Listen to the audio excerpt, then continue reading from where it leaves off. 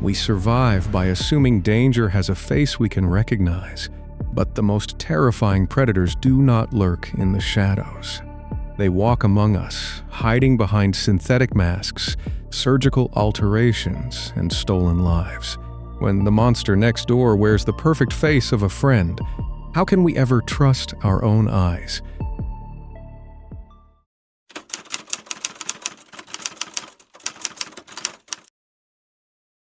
On the morning of October 2nd, 2020, panicked bystanders scramble for their phones in a busy Carrollton, Texas, parking lot.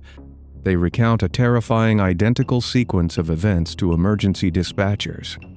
A man dressed entirely in dark clothing just executed a lightning-fast, lethal strike against a young woman right outside her workplace.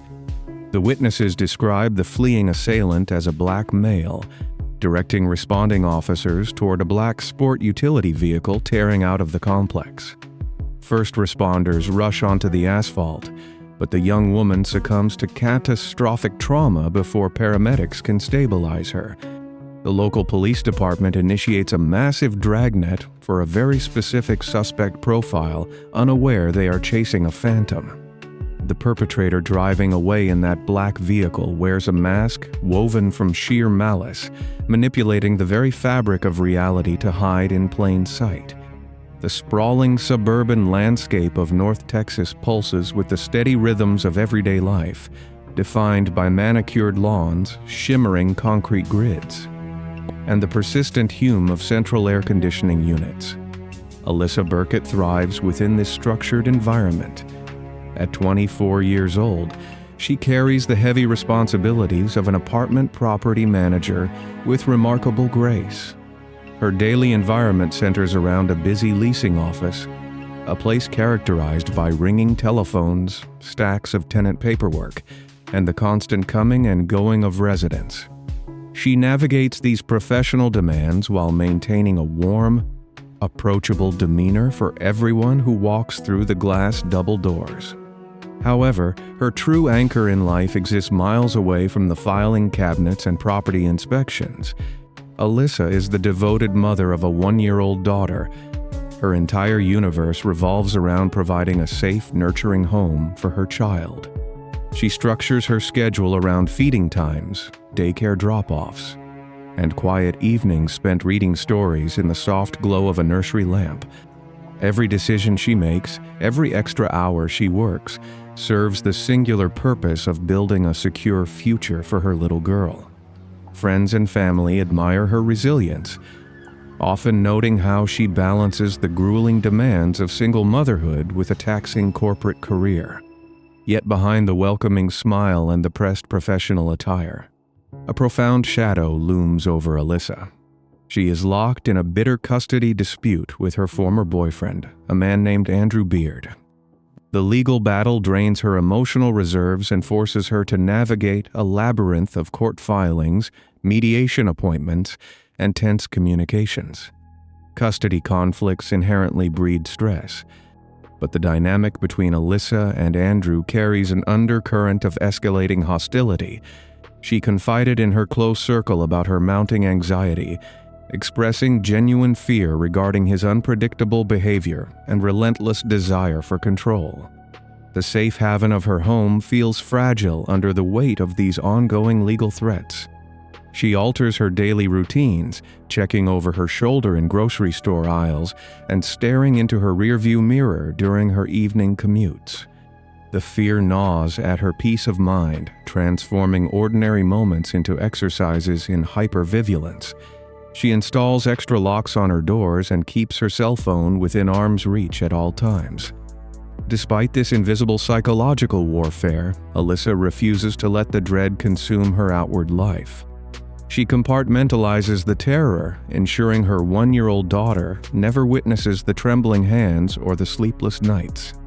The autumn air in Carrollton brings a slight reprieve from the oppressive summer heat, yet the atmospheric shift offers no comfort to Alyssa.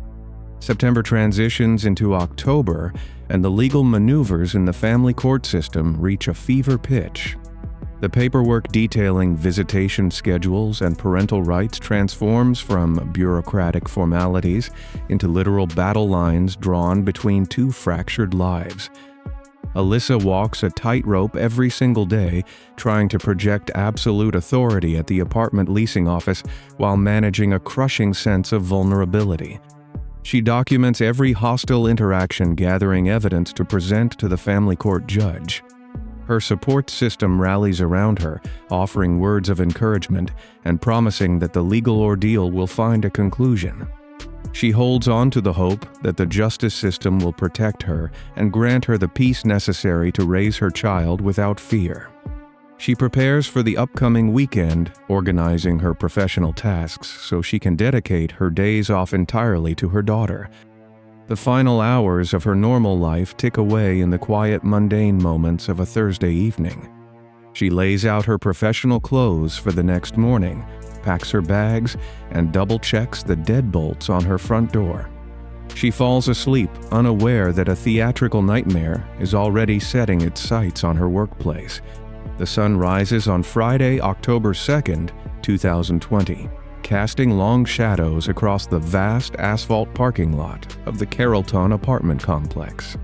The leasing office sits at the center of the property, surrounded by designated parking spaces reserved for staff and prospective tenants. Thick hedges and decorative trees line the perimeter of the concrete grid, creating intentional blind spots for anyone attempting to observe the area unseen.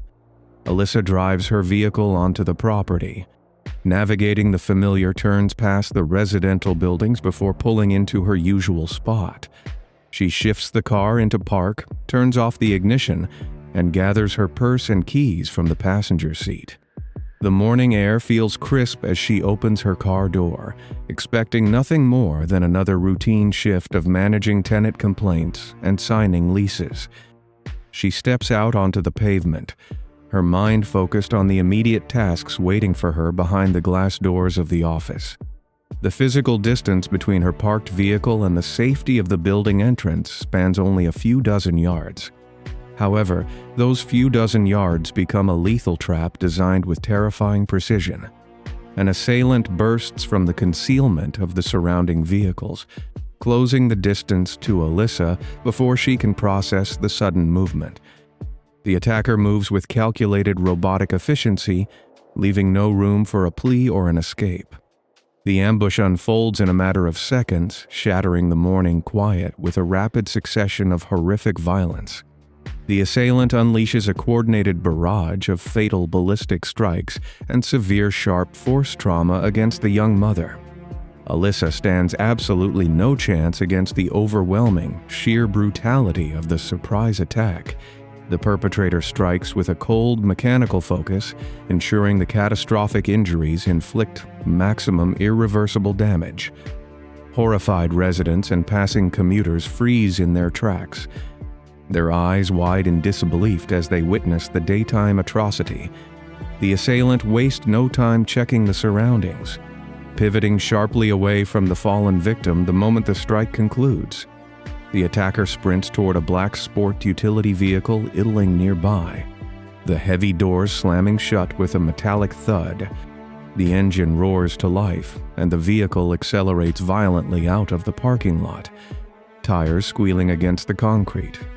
Bystanders rush toward Alyssa, their frantic hands pressing against her wounds as they scream for emergency services. The dispatcher on the other end of the line attempts to guide the chaotic scene, but the physical trauma proves far too severe. Alyssa takes her final breaths on the cold asphalt, her vibrant life stolen in a fraction of a moment. Sirens wail in the distance, their shrill pitches cutting through the heavy silence left in the wake of the departing vehicle. First responders flood the apartment complex, deploying bright yellow crime scene tape across the roads of parked cars. Paramedics rush to Alyssa with trauma kits in hand, but they quickly realize the devastating extent of the sharp force and ballistic injuries. They pronounce her deceased at the scene, covering her remains and shifting the focus of the area from a rescue mission to a sprawling forensic investigation. Patrol officers fan out across the property, intercepting the traumatized witnesses who observed the horrific event. The detectives pull out their notepads, asking for specific details regarding the physical appearance of the fleeing suspect. Multiple independent bystanders provide the exact same description, stating they saw a black male wearing dark clothing orchestrate the lethal strike. The officers broadcast this explicit demographic profile over the police radio network, instructing every unit in the sector to search for a black male driving a black sport utility vehicle. The entire law enforcement apparatus pivots to hunt down this specific phantom, trusting the eyes of the terrified public. They do not yet realize that the true architect of this tragedy relies precisely on this initial misdirection. The investigation begins on a foundation of a crafted lie, buying the true perpetrator crucial hours to erase his digital and physical footprints. Detectives stand amidst the sprawling Carrollton parking lot, grappling with the immediate aftermath of the horrific daytime strike. They catalog the physical evidence scattered across the asphalt, mapping the exact trajectory the killer took from the bushes to Alyssa. The investigative team shifts their focus from the physical crime scene to the personal life of the victim, searching for a motive behind such a targeted ambush. Interviews with grieving family members and traumatized coworkers point toward a single, overwhelming source of dread in Alyssa's life. The investigators learn the intricate details of the contentious, ongoing custody battle between Alyssa and her former partner, Andrew Beard. The family court documents reveal a volatile history of escalating disputes, painting a clear picture of a man desperate to maintain total control. Detectives flag Beard as the primary person of interest, pulling his driver's license photo and personal records through the police database. A massive, glaring contradiction halts their working theory in its tracks. Andrew Beard is a white male, standing in stark contrast to the explicit descriptions provided by the traumatized eyewitnesses at the scene.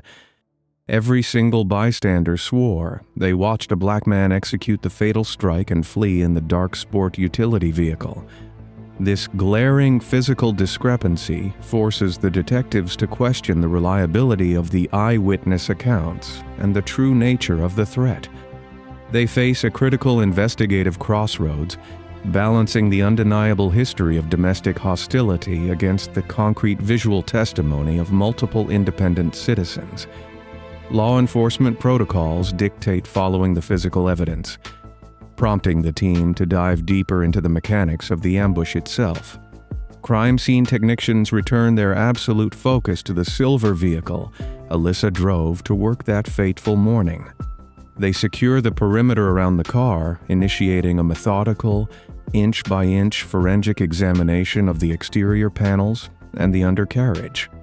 The investigators kneel on the cold pavement, shining high-powered flashlights into the dark recesses behind the wheels and under the bumper. Their methodical search yields a chilling discovery attached to the metal frame hidden beneath the rear of the vehicle. A small black magnetic tracking device sits secured to the undercarriage, coated in a thin layer of road dust. This grim find transforms the nature of the investigation from a random act of violence into a premeditated campaign of terror. The presence of the tracker proves the killer monitored every single movement Alyssa made, mapping her daily routes between the daycare center, her home, and her workplace. She lived her final weeks unaware that a digital tether broadcasted her exact location to a predator waiting in the shadows. Detectives deteach the device, placing it into a static-free evidence bag for transport to the regional cybercrimes laboratory. The physical tracker represents a massive vulnerability for the perpetrator, offering a direct electronic bridge between the victim and the mastermind. Forensic analysts dismantle the plastic casing, extracting the internal subscriber identity module card and the unique hardware serial numbers. The investigation pivots from relying on fallible human memory to tracing cold, undeniable data streams across cellular networks.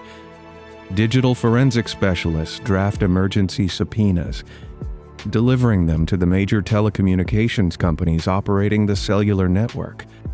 The process of extracting the encrypted location data requires navigating strict privacy laws and complex bureaucratic channels, demanding precise legal phrasing. Technicians analyze the raw data logs returned by the service providers to reconstruct the activation history of the tracker. The digital breadcrumbs map a terrifying pattern of surveillance, showing the device pinging cellular towers near the apartment of the victim during the darkest hours of the night. Investigators isolate the initial purchase records associated with the specific serial number, searching for a credit card transaction or a delivery address. The financial records point toward an online marketplace, revealing a transaction completed just weeks before the fatal ambush in the parking lot. Detectives cross-reference the digital purchase history with the Internet Protocol addresses used to access the live feed of the tracker. The data streams converge on a single residential internet connection, stripping away the anonymity the killer thought he possessed. The billing information and the digital footprint link back to Andrew Beard, confirming the worst fears of the family. Law enforcement officers realize they are dealing with a predator who utilized advanced cyberstalking techniques to orchestrate the lethal strike. The confirmation of his involvement deepens the mystery surrounding the racial description provided by the eyewitnesses at the scene. Investigators recognize they must bridge the gap between the white man identified in the digital data and the black man seen by the public. A specialized multi-agency task force assembles inside the Carrollton Police Headquarters to coordinate a massive tactical response. Lead detectives sit at heavy wooden desks, compiling the towering stack of digital forensics, family court records, and financial transactions into a cohesive narrative. They draft an extensive, detailed probable cause affidavit required to authorize a full-scale raid on the residence of Andrew Beard. The legal documentation must connect the cyberstalking evidence to the physical act of violence, leaving no room for a defense attorney to claim procedural errors. Prosecutors review every single line of the warrant application, ensuring the digital tracking data meets the strict constitutional thresholds for a property search. A federal judge signs the authorization papers, granting the tactical teams the legal power to breach the doors and seize any vehicles on the premises. The specialized units conduct thorough pre-raid surveillance on the property, mapping the exact layout of the house, the driveway, and the surrounding neighborhood. They coordinate their entry timing to ensure maximum surprise, minimizing the risk of the suspect destroying critical physical evidence before they cross the threshold. Armed officers stage their tactical vehicles blocks away from the target location, waiting for the final command over the encrypted radio channels. The tension mounts as the strike team approaches the residence, fully aware they are moving against a calculated predator capable of extreme violence. The tactical units execute the search warrant with overwhelming speed, breaching the perimeter of the residence and securing the entire property within minutes. Investigators follow right behind the entry team, carrying empty evidence boxes and heavy forensic processing equipment into the home. The primary focus shifts to the exterior grounds and the enclosed garage structures sitting adjacent to the main living area. Detectives sweep the property looking for the dark sport utility vehicle captured on the security cameras fleeing the Carrollton parking lot. They discover a black Ford Expedition hidden from public view, matching the exact make, model, and color profile reported by the traumatized bystanders. A deep dive into the vehicle registration records reveals the suspect purchased this specific truck just days prior to the fatal ambush. He bypassed traditional dealerships, acquiring the vehicle through a private sale in a clear attempt to keep his name out of standard public databases. The perpetrator selected a common, unremarkable vehicle designed to blend into the sprawling Texas traffic grid. Crime scene technicians string bright yellow tape around the Ford Expedition, preparing to dismantle the interior in search of biological transfers or ballistic residue. The discovery of the hidden truck provides the crucial physical link between the suburban home and the shattered asphalt of the apartment complex. Investigators know the vehicle holds the key to unraveling the visual illusion that nearly derailed the entire pursuit. The forensic teams transition from the garage into the main living quarters, executing a methodical sweep of the bedrooms, bathrooms, and waste receptacles. Detectives rummage through the personal belongings of Andrew Beard, searching for any clothing or accessories matching the dark attire worn by the assailant. Inside the residence, the investigators make a series of macabre discoveries that expose the true depth of the psychological manipulation. They locate several bottles of dark liquid foundation makeup, formulated to alter the skin tone of the wearer. Hidden away in the trash bins, technicians recover partially burned cosmetic wipes covered in thick, dark brown residue.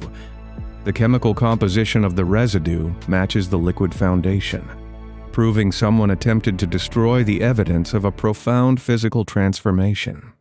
The search yields an even more chilling artifact of the theatrical illusion when officers pull a fake, synthetic dark beard from the hidden caches.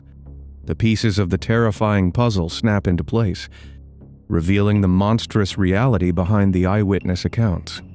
Andrew Beard did not simply hire an assailant or manipulate a proxy to execute the mother of his child.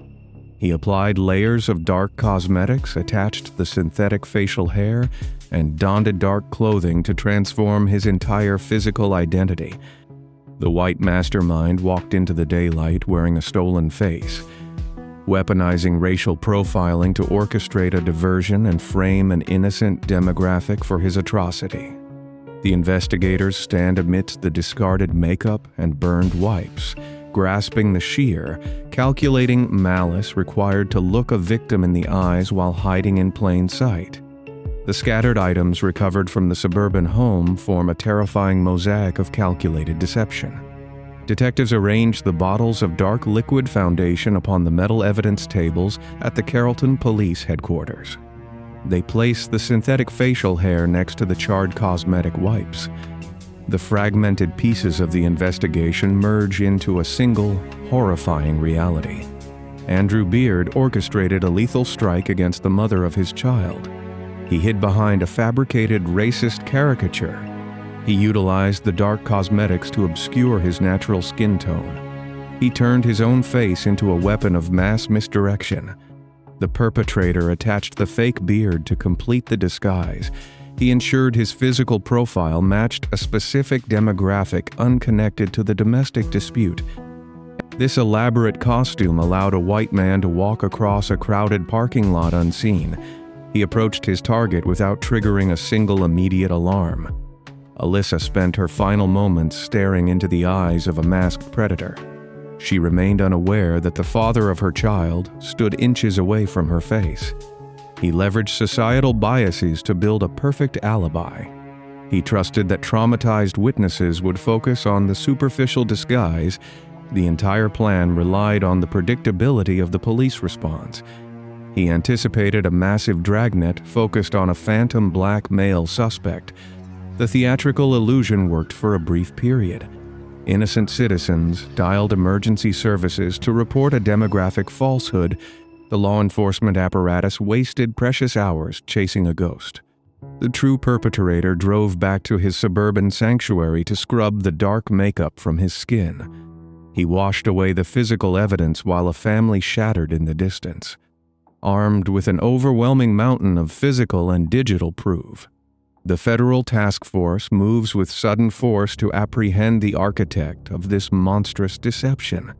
Officers intercept Andrew Beard outside his ordinary life.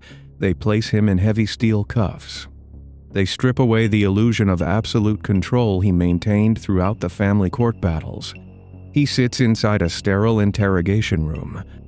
He faces the undeniable reality of his atrocious actions.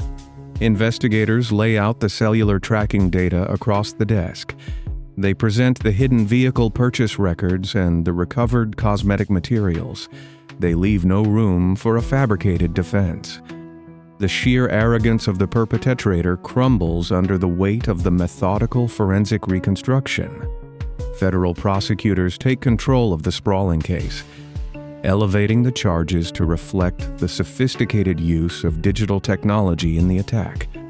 The United States Attorney files formal indictments for cyberstalking using a dangerous weapon, resulting in death.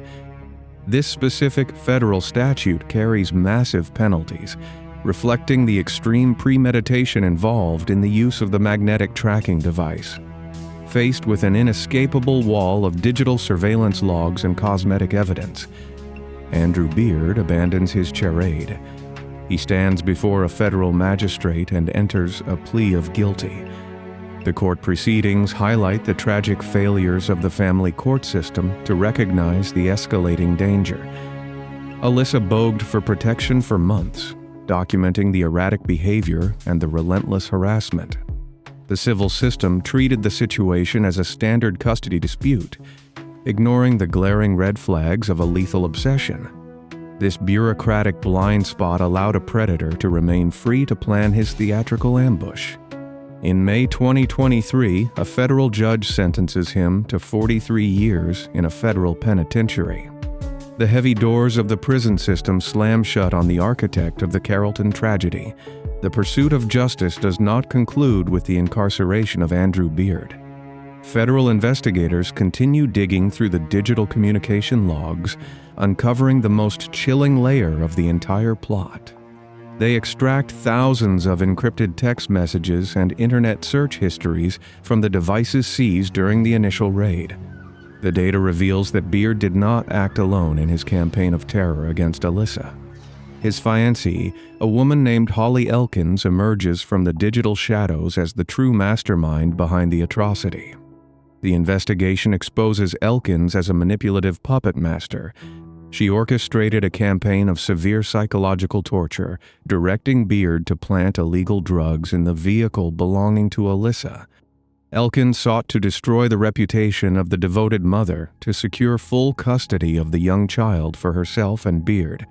When the attempts to frame Alyssa failed, Elkins escalated the conspiracy to a lethal climax.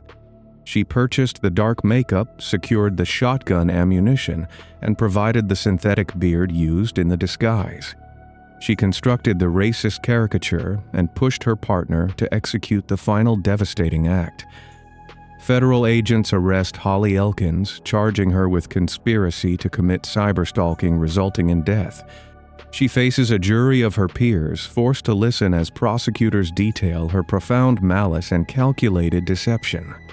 The trial strips away her facade of the supportive suburban partner, revealing a predator devoid of human empathy. In 2024, a federal judge sentences Elkins to 2 consecutive life terms in federal prison. She receives the ultimate punishment for orchestrating the annihilation of an innocent woman. The conclusion of the legal proceedings brings a full measure of justice to the grieving family of Alyssa Burkett. They channel their immense pain into raising her young daughter, ensuring the child grows up surrounded by love and the bright memories of her mother. The legacy of Alyssa remains rooted in her fierce devotion to her child, outshining the dark theatrical nightmare designed to erase her. The suburban tragedy serves as a grim warning about the monsters who hide behind normal faces and quiet neighborhoods. The use of bizarre costumes to obscure dark intentions extends beyond the borders of Texas. A predator might approach a front door wearing a bright, colorful costume to deliver a fatal surprise.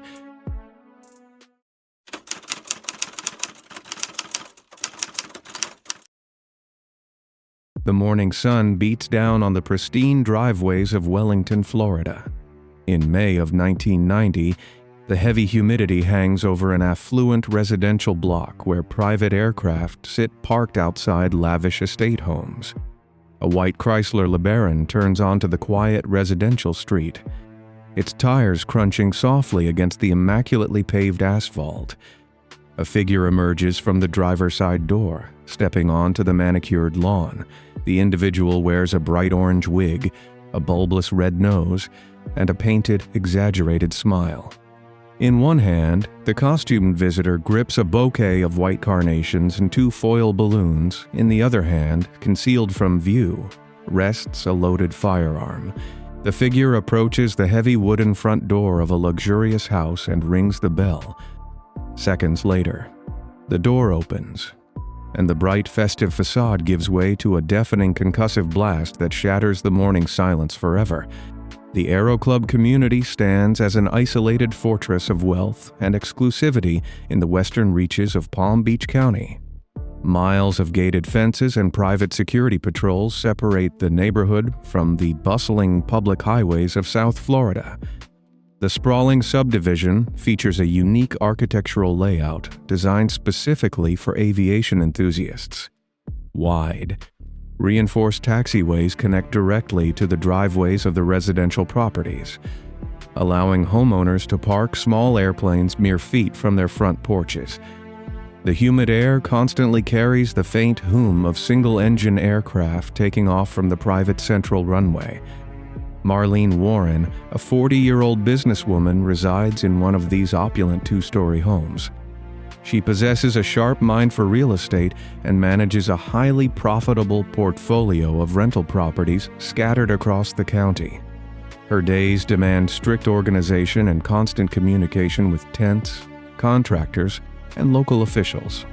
Neighbors frequently observe her maintaining her immaculate property, always offering a warm greeting over the low hedges that divide the massive lots. She builds her entire world around providing stability and comfort for her family.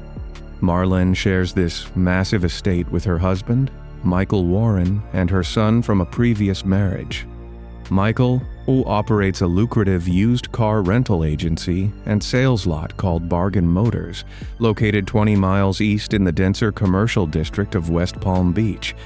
To the outside observer, the couple projects a flawless image of mid-1980s suburban success. They host community gatherings, drive expensive luxury vehicles, and maintain a quiet, respectable presence within the strict homeowners association. Yet, the sprawling interior of the Aero Club home harbors deep, unspoken resentments. Close friends and relatives begin to notice a distinct emotional distance growing between the couple. Marlene confides in her inner circle that her marriage feels increasingly cold and deeply fractured. Whispers of infidelity circulate through their shared social network, suggesting Michael spend significant time away from the family business with a younger female employee. Marlene considers initiating legal separation, quietly taking steps to secure her financial independence. She places several real estate assets solely in her name, preparing for a future she hopes will bring her peace. The calendar turns to Saturday, May 26, 1990, bringing another sweltering morning to the Florida coast. Marlene wakes early, moving through the quiet air-conditioned hallways of her spacious home. The floor plan of the house centers around a wide foyer that leads directly to a heavy, solid wood double front door. A large decorative glass pane sits adjacent to the entrance, offering a limited distorted view of the paved front walkway. Marlene spends the first few hours of her morning sitting at the kitchen island, reviewing paperwork for her rental properties and organizing her schedule for the upcoming week. Her son and several of his friends are awake in the adjoining living room, eating breakfast and preparing for a weekend outing. The television plays quietly in the background, creating a relaxed domestic atmosphere within the secure walls of the estate. The neighborhood outside remains incredibly still, with only the occasional sound of a lawnmower echoing across the wide aviation taxiways. Marlene finishes her coffee completely oblivious to the white vehicle currently bypassing the community security gates. The heavy illusion of safety provided by the exclusive neighborhood is about to be systematically dismantled. At approximately 10:45 in the morning, the white Chrysler Lebaron glides to a stop directly in front of the Warren residence. The driver shifts the vehicle into park, leaving the engine idling in the humid morning air. The distance from the street curb to the front porch spans roughly 40 feet of thick Florida grass and a sweeping concrete walkway. The costumed visitor steps out, the bright orange synthetic hair catching the intense midday sunlight.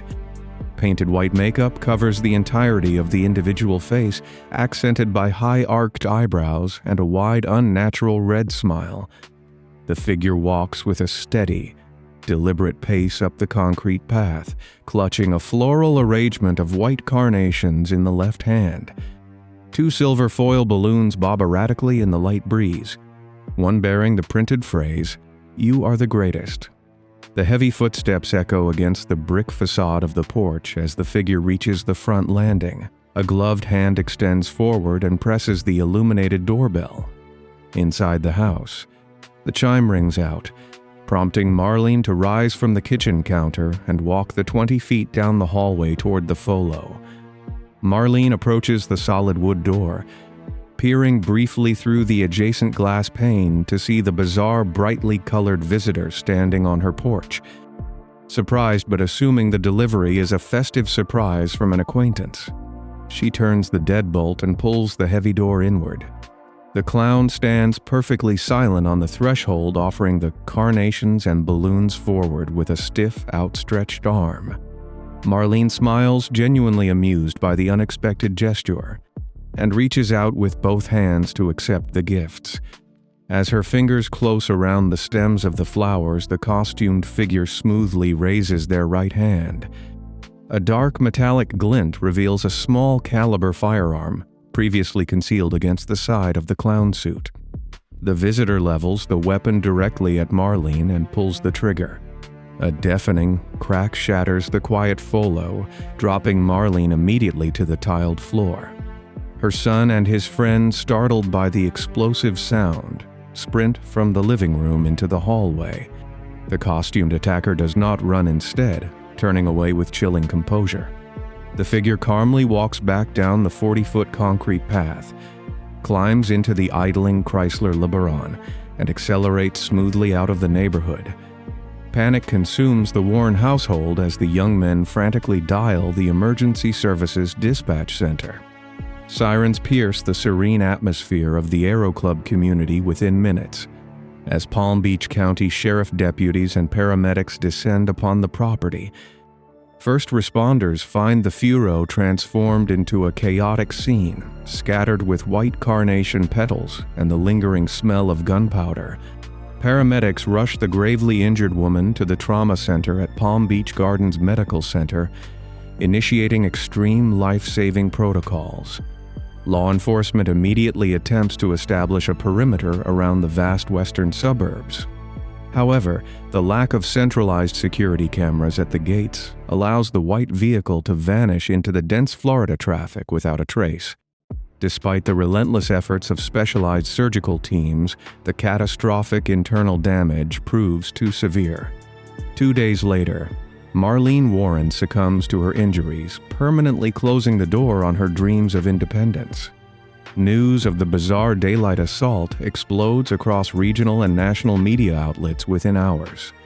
The deeply unsettling image of a painted, smiling face delivering a lethal attack captivates the public and completely shatters the perceived security of the affluent gated community.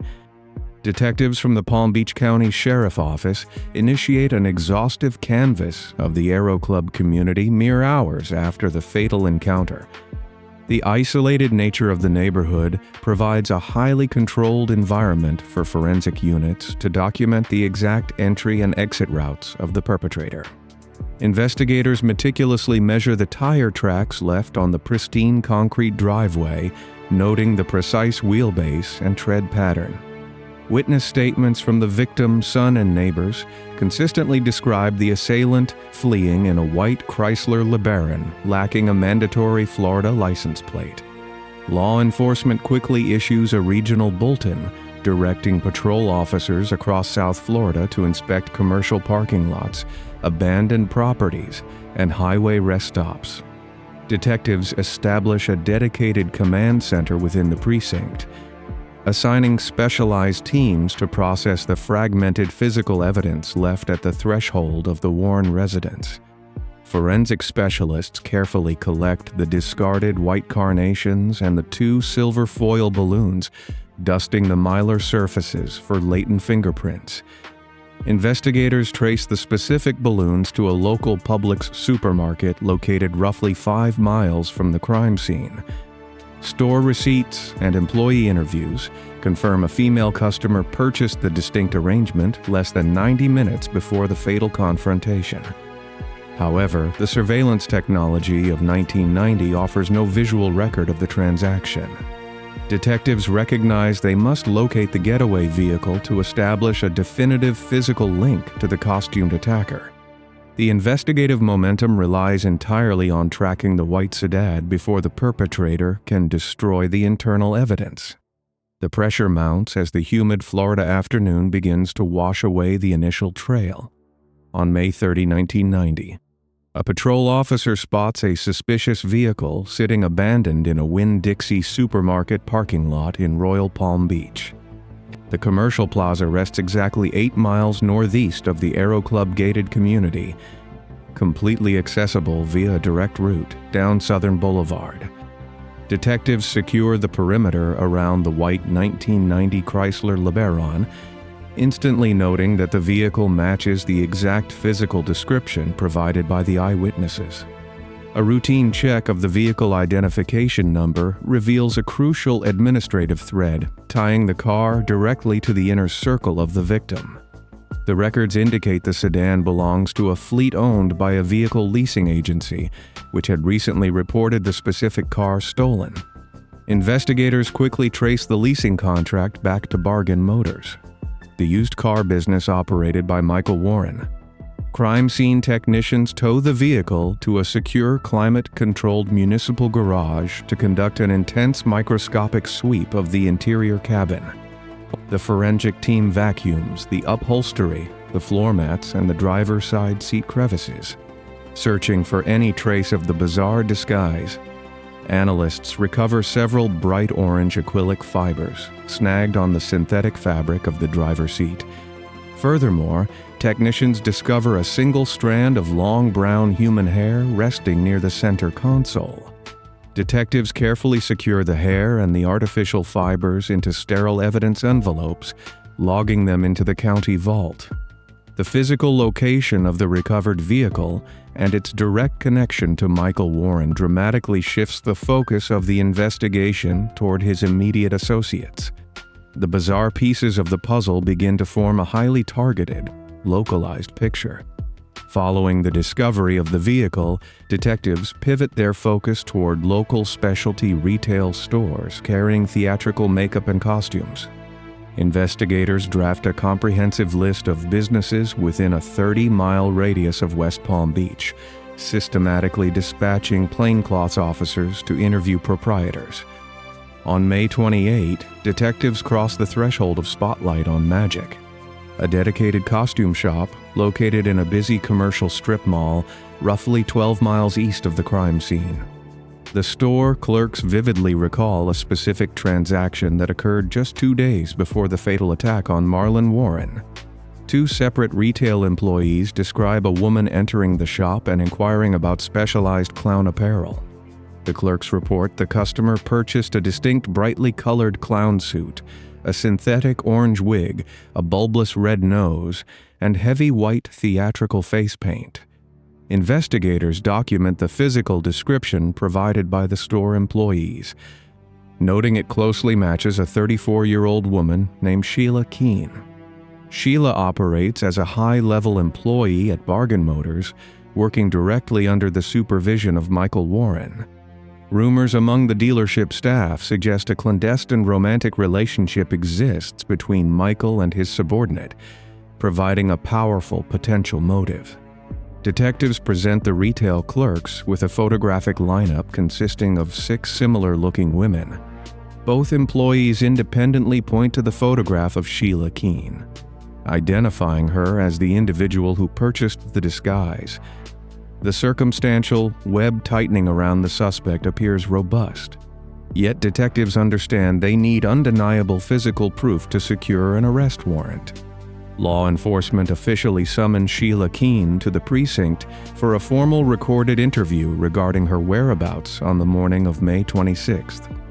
Detectives place her in a small windowless interrogation room, carefully observing her demeanor as they present the timeline of the attack.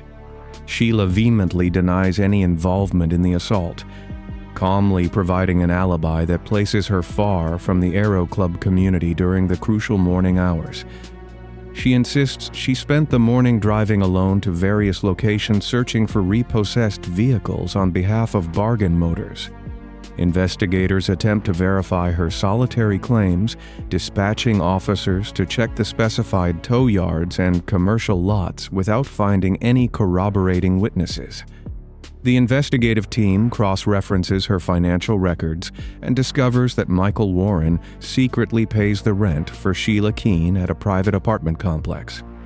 Detectives execute a search warrant at her residence, turning the apartment upside down in search of the costume, the firearm, or matching ammunition.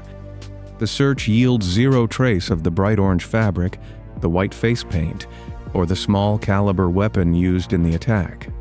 Detectives present their comprehensive file, including the eyewitness identifications from the costume shop and the recovered vehicle fibers, to the Palm Beach County State Attorney Office. Prosecutors review the binders of circumstantial evidence and encounter a rigid legal barrier regarding the burden of proof.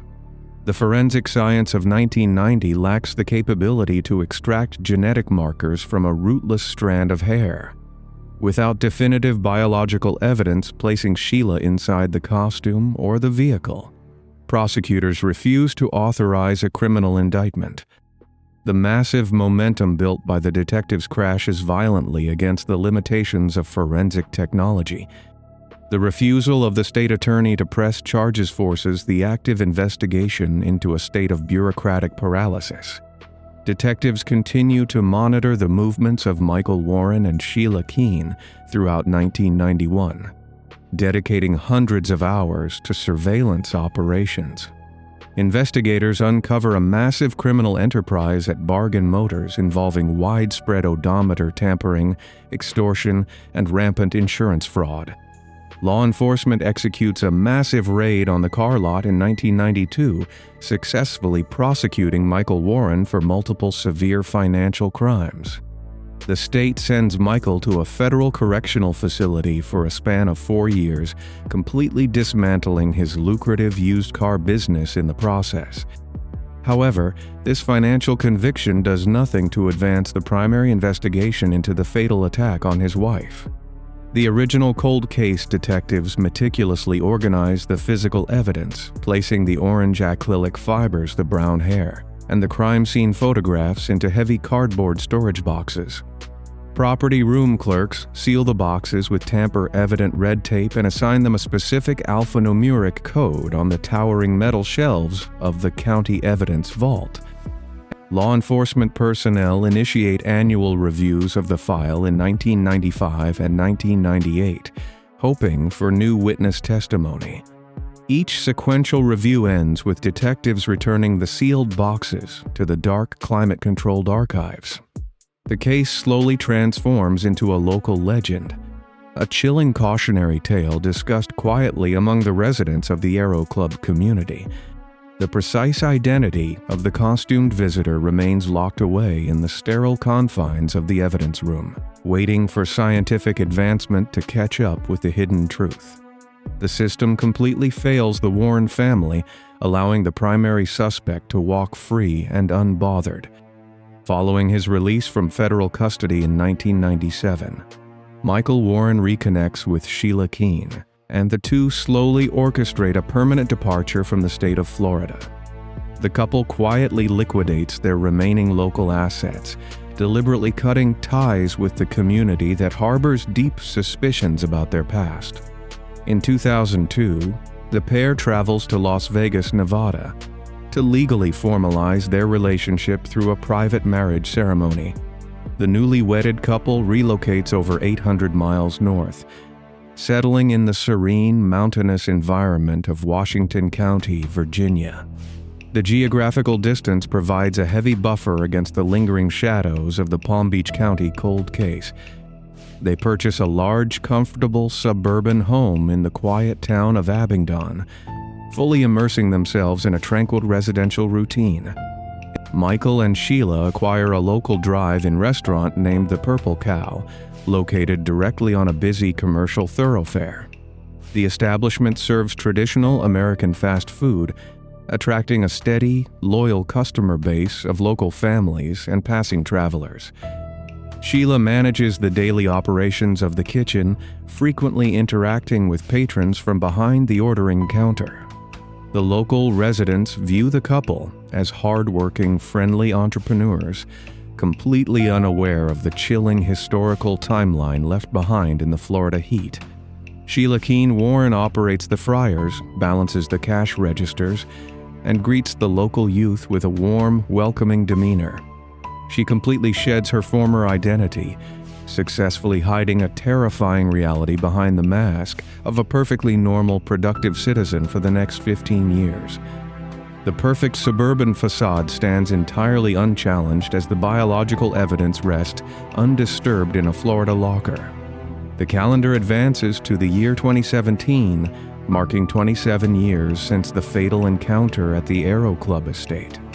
Inside the main headquarters of the Palm Beach County Sheriff Office, a specialized unit of cold case detectives secures a new block of federal funding. This financial allocation allows investigators to re-examine dormant physical evidence using modern scientific advancements. A detective walks down the sterile, fluorescent lit corridors of the Central Evidence Repository, navigating the towering rows of heavy metal shelving. The investigator locates the specific cardboard storage box sealed with faded red tape back in the summer of 1990. He carries the heavy container to a secure examination room, breaking the archaic seals to expose the perfectly preserved contents. Inside rests the small, sterile evidence envelope containing the microscopic materials vacuumed from the white Chrysler Liberon. The original detectives lacked the scientific tools required to look closer at these silent witnesses. Now, technology bridges the massive gap created by time. The cold case unit transfers the sealed envelope straight to an advanced forensic laboratory specializing in degraded genetic material. Scientists prepare to subject the microscopic items to a level of scrutiny unimaginable during the original investigation. The entire momentum of the decades-old case hinges on a single, fragile biological thread. Inside the sterile laboratory environment, forensic technicians focus their absolute attention on the single strand of brown hair recovered near the center console of the getaway vehicle. Standard forensic protocols of the past required the biological route to extract any usable genetic information. Modern advancements allow scientists to bypass this limitation and target the microscopic genetic markers hidden deep within the shaft of the hair itself. The technicians dissolve the ancient biological material using specialized chemical reagents. They place the resulting microscopic solution into a thermal cycler, forcing the invisible genetic sequences to multiply over several hours. The machine outputs a complex digital graph, translating the microscopic fragments into a crystal-clear genetic profile. Analysts run the newly established sequence through the national criminal databases and compare it against the historical suspect files. The digital lines form an undeniable match. The genetic markers provide an absolute match to the biological profile of Sheila Keene Warren. The scientific results eliminate all shadow of a doubt regarding her physical presence inside the stolen white sedan on that fatal morning. The massive wall of circumstantial evidence finally receives its required biological keystone. The terrifying truth crystallizes in the minds of the cold case detectives. The laboratory confirmation shatters the quiet illusion cultivated by the suspect for almost 3 decades. Detectives realize the sheer psychological depth of the deceptions orchestrated by the former used car dealership employee. She committed a brutal daylight assault wearing the vibrant painted smile of a costumed clown. She discarded the artificial red nose and the synthetic orange hair, replacing them with a far more insidious disguise. She donned the mask of a normal, hard-working suburban citizen. She poured coffee for local police officers at her Virginia drive-in restaurant. She waved to her neighbors across the manicured lawns of Abingdon. She built an entire existence upon a foundation of profound violence and absolute silence. The perpetrator hid in plain sight, projecting an aura of friendly domesticity while harboring a devastating secret. Her arrogance allowed her to believe the passage of time had erased her tracks. She assumed the legal system possessed no tools left to dismantle her fabricated reality. The undeniable power of microscopic genetic science shatters that arrogant assumption forever. The hunt reaches its definitive conclusion. In late August of 2017, an organized task force of Florida cold case detectives and Washington County Sheriff deputies converge on the quiet mountain town of Abingdon, Virginia. The tactical teams establish a wide perimeter around the secluded residential street where Michael and Sheila reside.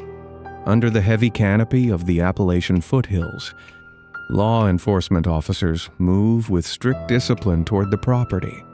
They intercept Sheila Keene Warren as she attempts to enter her vehicle, placing her in heavy steel handcuffs.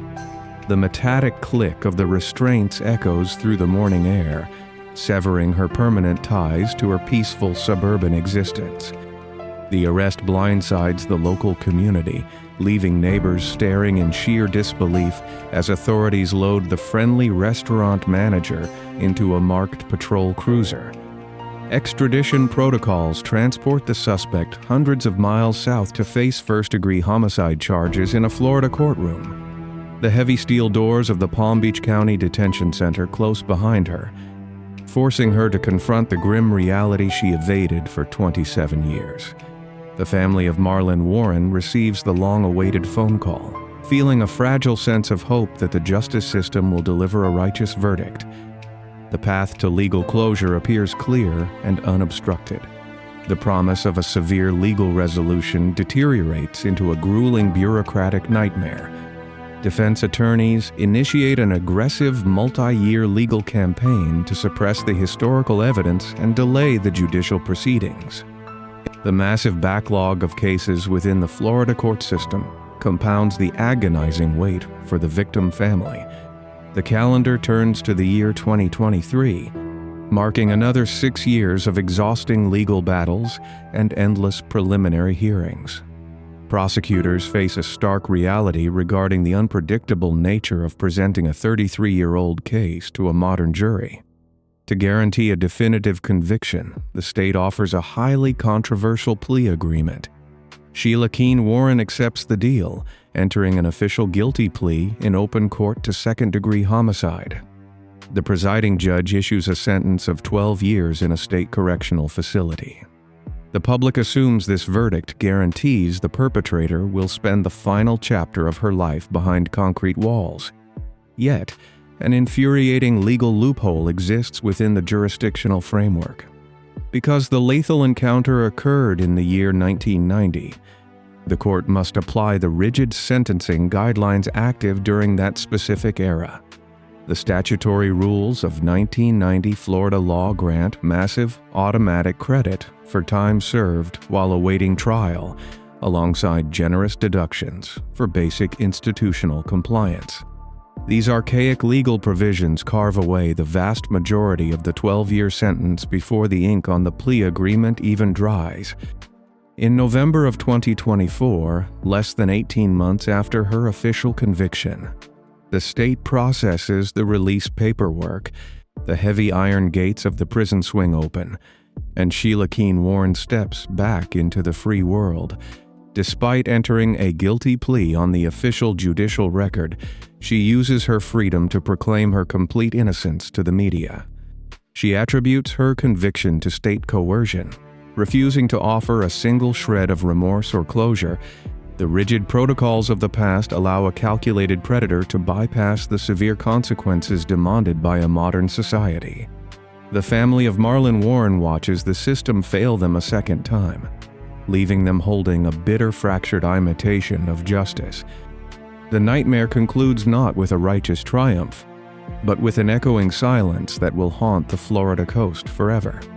The facade of the ordinary neighbor remains a chilling reality, proving that the most dangerous threats hide behind mundane daily routines. This terrifying concept of camouflage extends far beyond the borders of Palm Beach County. In the scorching desert heat of Nevada, another community is about to learn that lethal intentions can easily hide behind a wide sun hat and a reflective work shirt.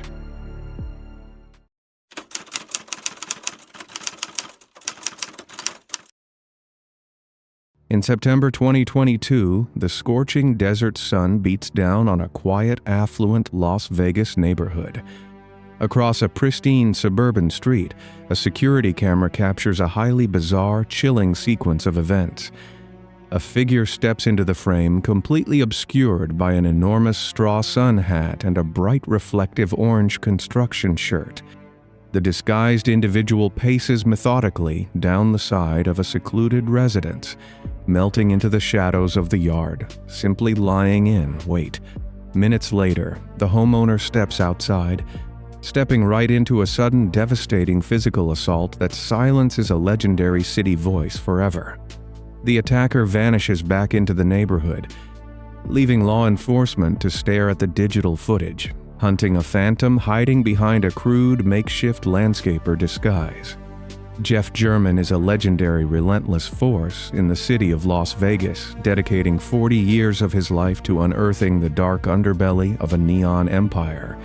He works as a veteran investigative reporter for the Las Vegas Review-Journal, feared by corrupt politicians and revered by the citizens who rely on his unshakable integrity. Jeff lives a quiet, solitary life away from the newsroom chaos, preferring the quiet sanctuary of his modest home at the end of a long, demanding week. His daily routine revolves entirely around his work, waking up early to cultivate confidential sources, sift through mountain-high piles of public records, and hold the powerful accountable. He possesses a rare, meticulous mind that can connect the most obscure paper trails to high-level government misconduct. Colleagues describe Jeff as a fiercely independent man with a wry sense of humor, a journalist who never backed down from a confrontation but always kept his personal life fiercely guarded. While other reporters chase quick headlines, Jeff spends months building bulletproof cases against those who exploit public trust.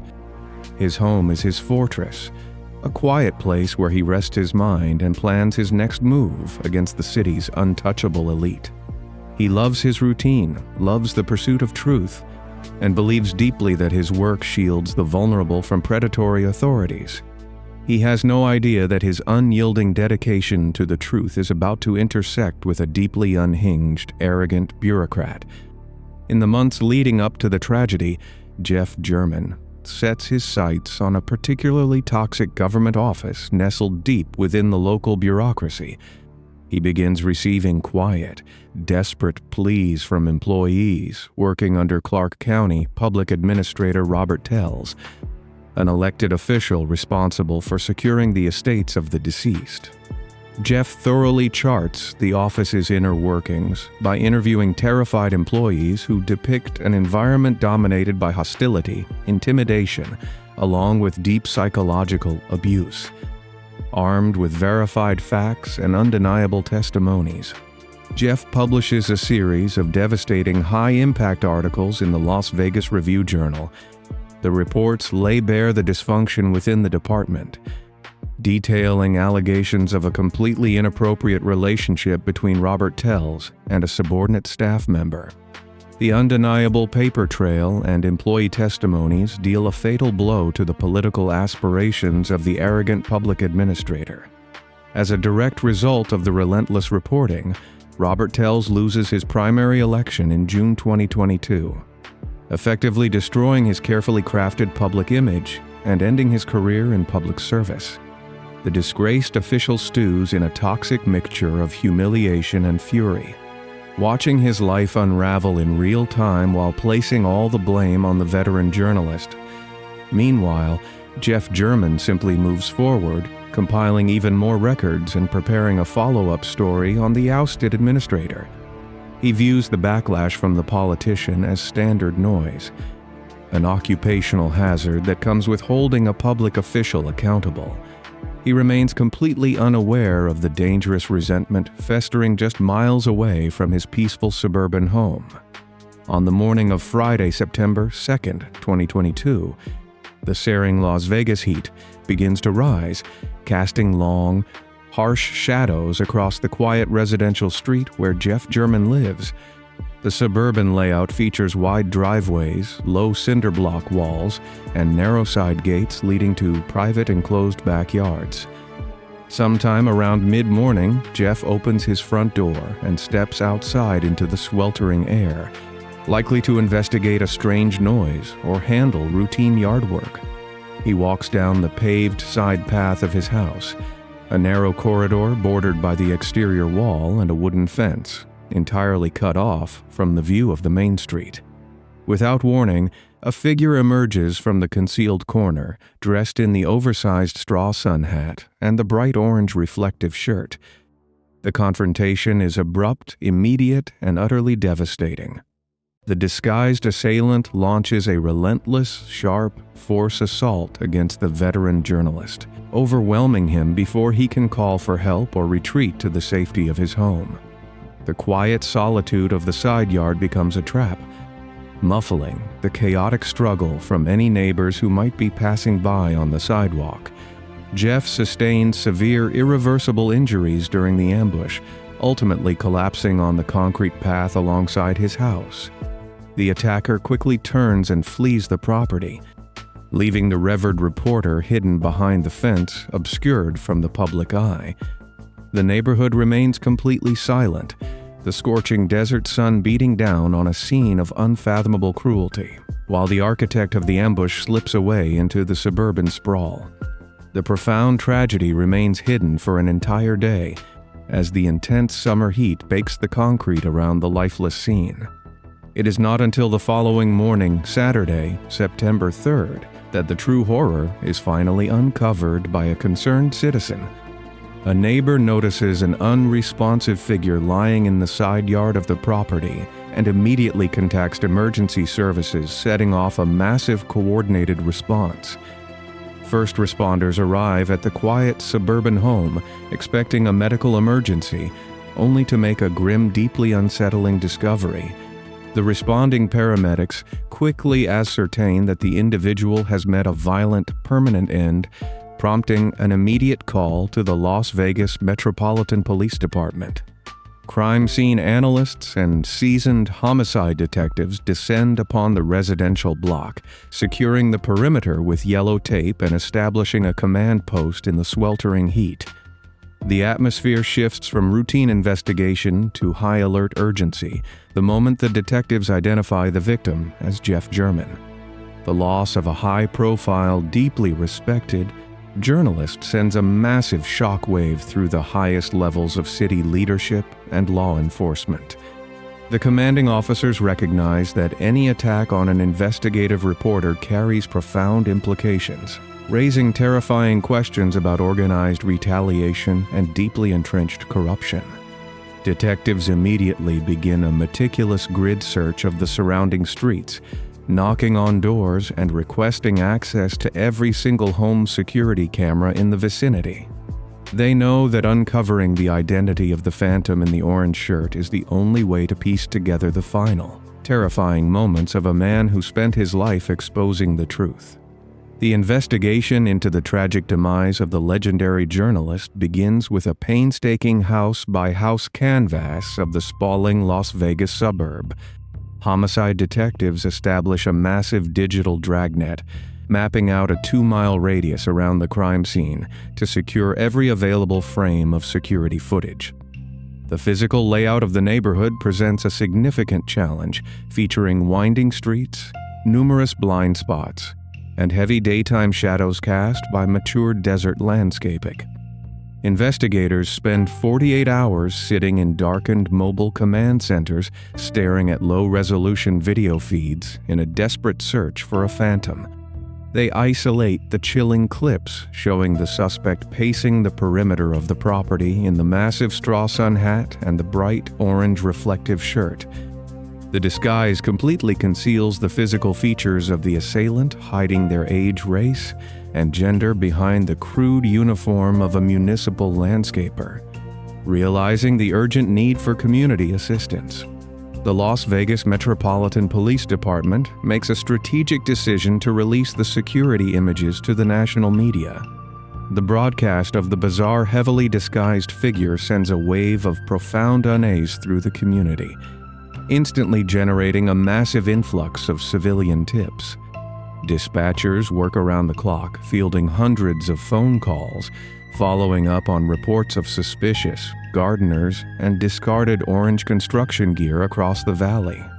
Detectives exhaustively chase down numerous dead ends during this initial phase, interviewing legitimate landscaping crews who happen to be working in the area that morning.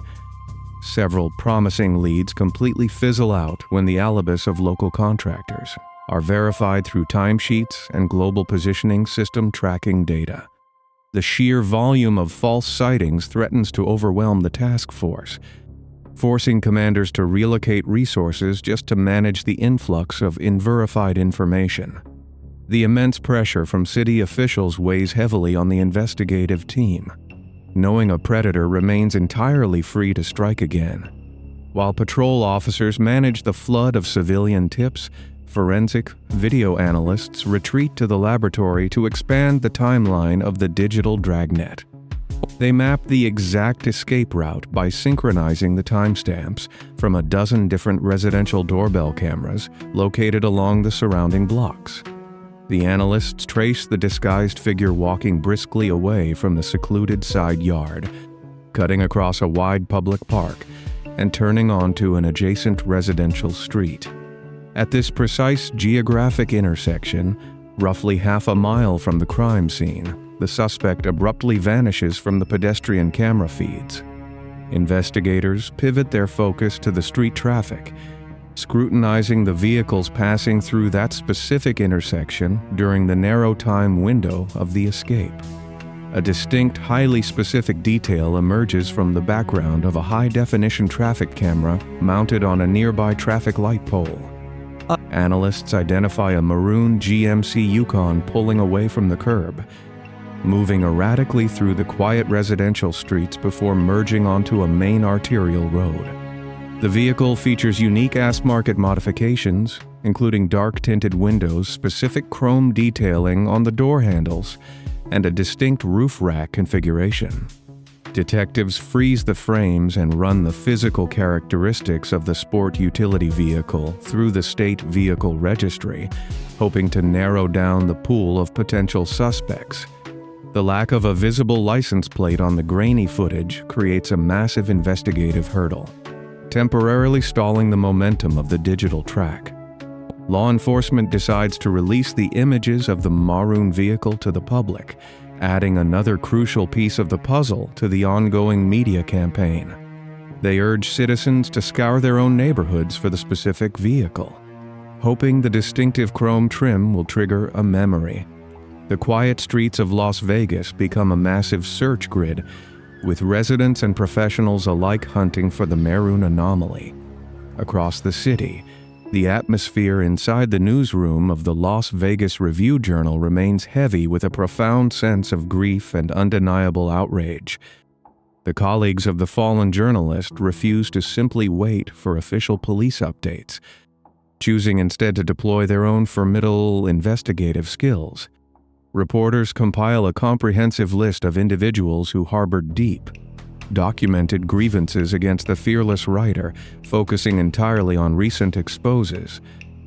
The name Robert Tells instantly rises to the top of the board, given the highly publicized destruction of his political career just weeks prior. Following the public release of the suspect vehicle images, a team of dedicated journalists decides to conduct a physical canvass of the neighborhood where the disgraced politician resides. They navigate the wide, sun-baked avenues of a different affluent Las Vegas suburb, mapping the distance between the two distant neighborhoods. The journalists turn onto the specific street where the ousted public administrator lives, slowly scanning the driveways of the large two-story stucco homes. They park their vehicle a safe distance away and train their camera lenses on the open driveway of the target residence. Sitting directly in plain sight is a maroon GMC Yukon, perfectly matching the unique chrome trim, dark tint, and specific model year released by the police. The reporters document the exact location and immediately contact the lead homicide detectives, bridging the critical gap between journalism and law enforcement. The tip serves as a massive breakthrough, completely reorienting the trajectory of the investigation toward the upper echelons of the local government. Detectives confirm the address and verify that the vehicle is officially registered to the Clark County Public Administrator. The chilling reality begins to set in that a sitting public official might be the architect of the calculated neighborhood ambush. Armed with the monumental tip from the newsroom, the Homicide Task Force immediately dispatches undercover surveillance units to the quiet suburban street. Plainclothes detectives establish a covert perimeter around the sprawling two-story residence, positioning unmarked vehicles at both ends of the block to monitor all avenues of escape. The physical layout of the property features a wide concrete driveway leading to a large attached garage, surrounded by high cinder block walls that offer significant privacy. Investigators sit in the stifling heat of their vehicles, documenting every single movement within the property while command staff drafts an extensive search warrant. The legal process requires meticulous precision, as the target is a high-profile elected official with deep connections to the local justice system. Detectives detail the exact timeline of the vehicle movements, the matching physical descriptions, and the established motive of political ruin in the extensive affidavit. They secure the signature of a district judge late in the evening, granting law enforcement the authority to breach the boundaries of the executive home. During the agonizing hours of the stakeout, detectives observe the disgraced politician pacing erratically through the visible windows of the residence. They maintain strict radio silence, ensuring the suspect remains entirely unaware of the massive law enforcement net tightening around his suburban fortress. The sheer arrogance of the target becomes painfully obvious to the watching officers, who note that the suspect made zero effort to conceal the getaway vehicle. The maroon sport utility vehicle remains parked in the open driveway, baking in the desert sun, serving as a silent monument to the unhinged confidence of its owner. As dawn approaches on the morning of September 7th, the surveillance units receive the green light from the Tactical Command Center. The waiting game finally ends, shifting the meticulous observation phase into a direct physical confrontation with the suspected architect of the tragedy. A convoy of marked patrol units and heavy tactical vehicles descends upon the quiet residential street, shattering the morning silence with the blinding flash of red and blue emergency lights. Heavily armored officers secure the perimeter of the sprawling property, establishing a strict boundary line to keep the gathering crowds of local news crews at a safe distance. The tactical team approaches the main entrance of the two-story stucco home, executing the high-profile search warrant with overwhelming, undeniable force. Law enforcement breaches the heavy wooden front door, rapidly clearing the expansive foyer, the modern kitchen, and the upper-level bedrooms to secure the premises. They locate the ousted public administrator inside the home, taking him into investigative custody and transporting him away from the chaotic scene. With the property fully secured, specialized crime scene analysts enter the residence carrying hard plastic evidence kits and high-intensity digital cameras. The forensic team systematically maps out the interior geography of the home, dividing the massive square footage into strict searchable grid sections. Investigators target the home office first, seizing multiple encrypted hard drives, cellular phones, and personal computers that might contain evidence of digital stalking. They meticulously document the exact placement of every electronic device.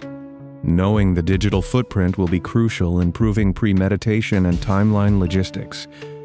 Analysts sift through piles of paperwork, searching for any physical maps, printed news articles, or handwritten notes referencing the fallen journalist. The search of the primary living spaces yields massive amounts of digital data, but the physical links to the brutal ambush remain elusive. Detectives recognize that the crude disguise used during the attack must be hidden somewhere within the physical boundaries of the estate. The focus of the massive forensic operation shifts toward the sprawling, cluttered expanse of the attached multi-car garage. The interior of the attached garage presents a daunting challenge for the crime scene analysts, filled with heavy storage bins, gardening equipment, and discarded household items. Investigators establish a staging area on the concrete floor, pulling items from the deep shelves one by one and inspecting them under harsh halogen work lights. A seasoned detective focuses on a specific obscured corner of the workspace, hidden behind a towering stack of opaque plastic storage containers. Tucked away in this dark recess, the investigator discovers a heavy plastic trash bag containing several highly suspicious items of clothing. Upon opening the bag, analysts find the unmistakable destroyed remnants of a massive, wide-brimmed straw sun hat. The material has been sliced into dozens of small jagged pieces, revealing a desperate, frantic attempt to destroy the primary component of the neighborhood disguise. Beside the shredded straw fragments, investigators locate a pair of gray athletic sneakers that have been similarly mutilated with a sharp cutting tool. The soles of the shoes display dark, concerning stains that strongly resemble organic trace evidence, completely surviving the crude attempt at physical destruction. Forensic technicians carefully secure the compromised footwear inside sterile, brown paper evidence bags to preserve the integrity of the hidden biological material. The discovery of the concealed, destroyed clothing fundamentally alters the weight of the investigation, providing a direct physical tether between the politician and the suburban horror.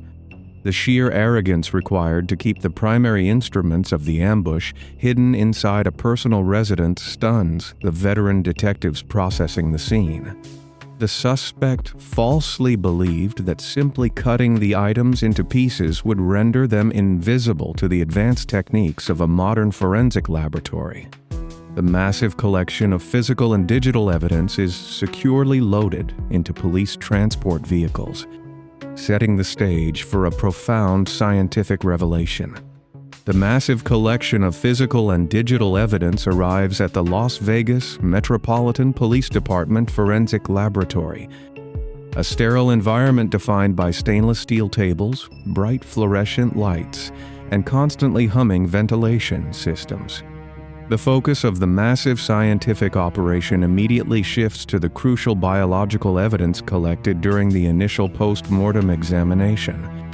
The medical examiner had meticulously swabbed the areas directly beneath the fingernails of Jeff German during the autopsy.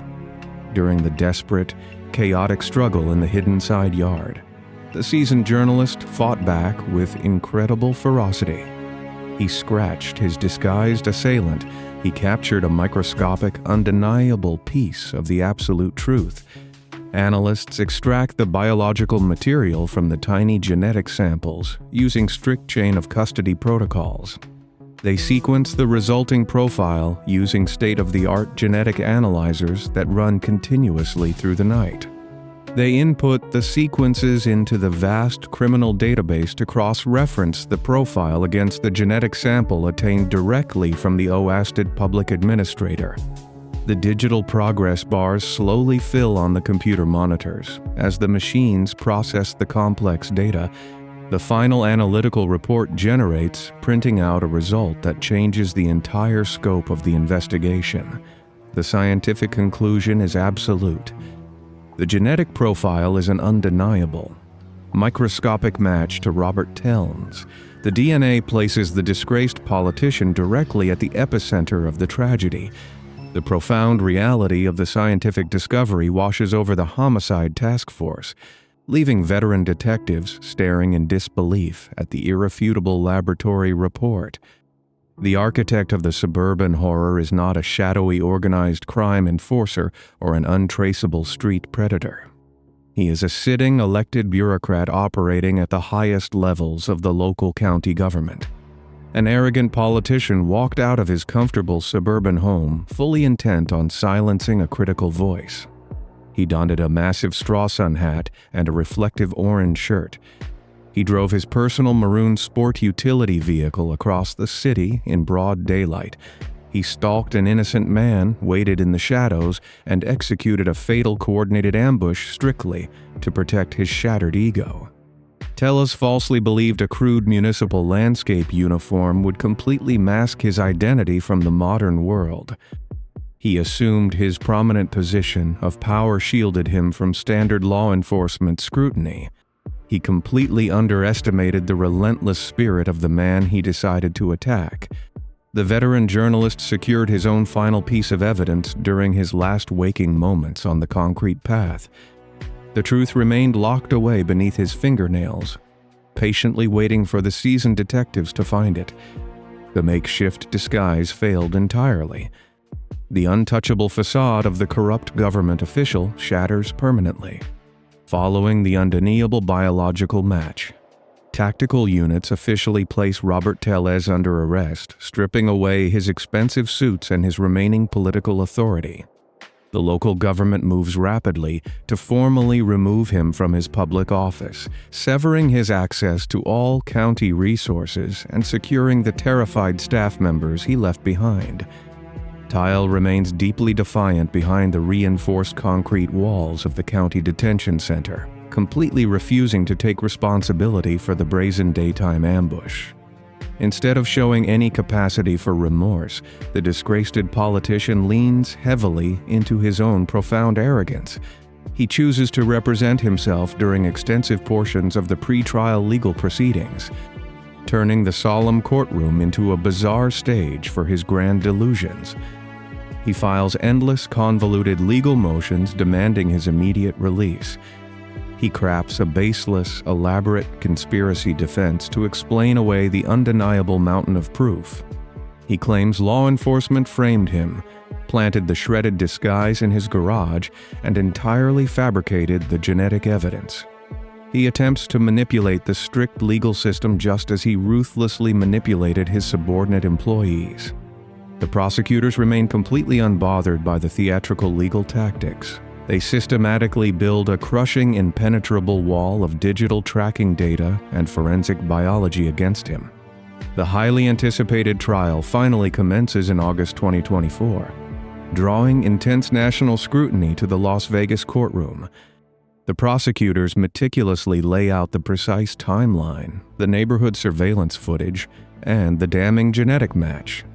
The jury listens intently to the overwhelming catalog of undeniable proof. They deliberate for only a short period before completely rejecting the absurd conspiracy theories of the defendant.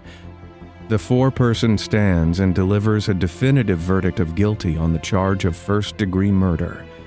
The initial jury recommendation suggests life in prison with the possibility of parole after a minimum of 20 years.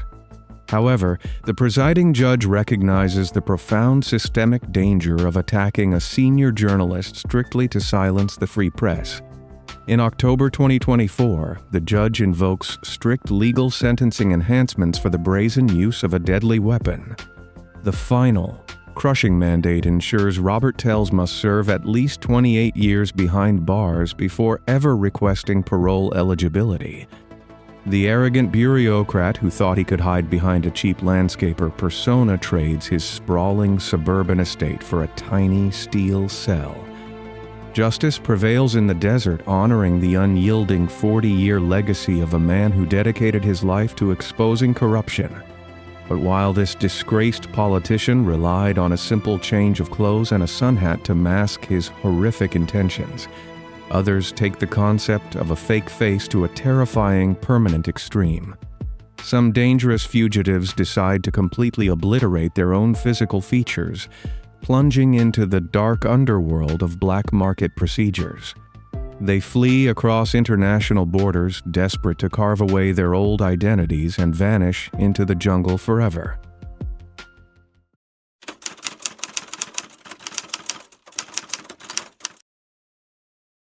deep in the remote, tropical expanse of Costa Rica.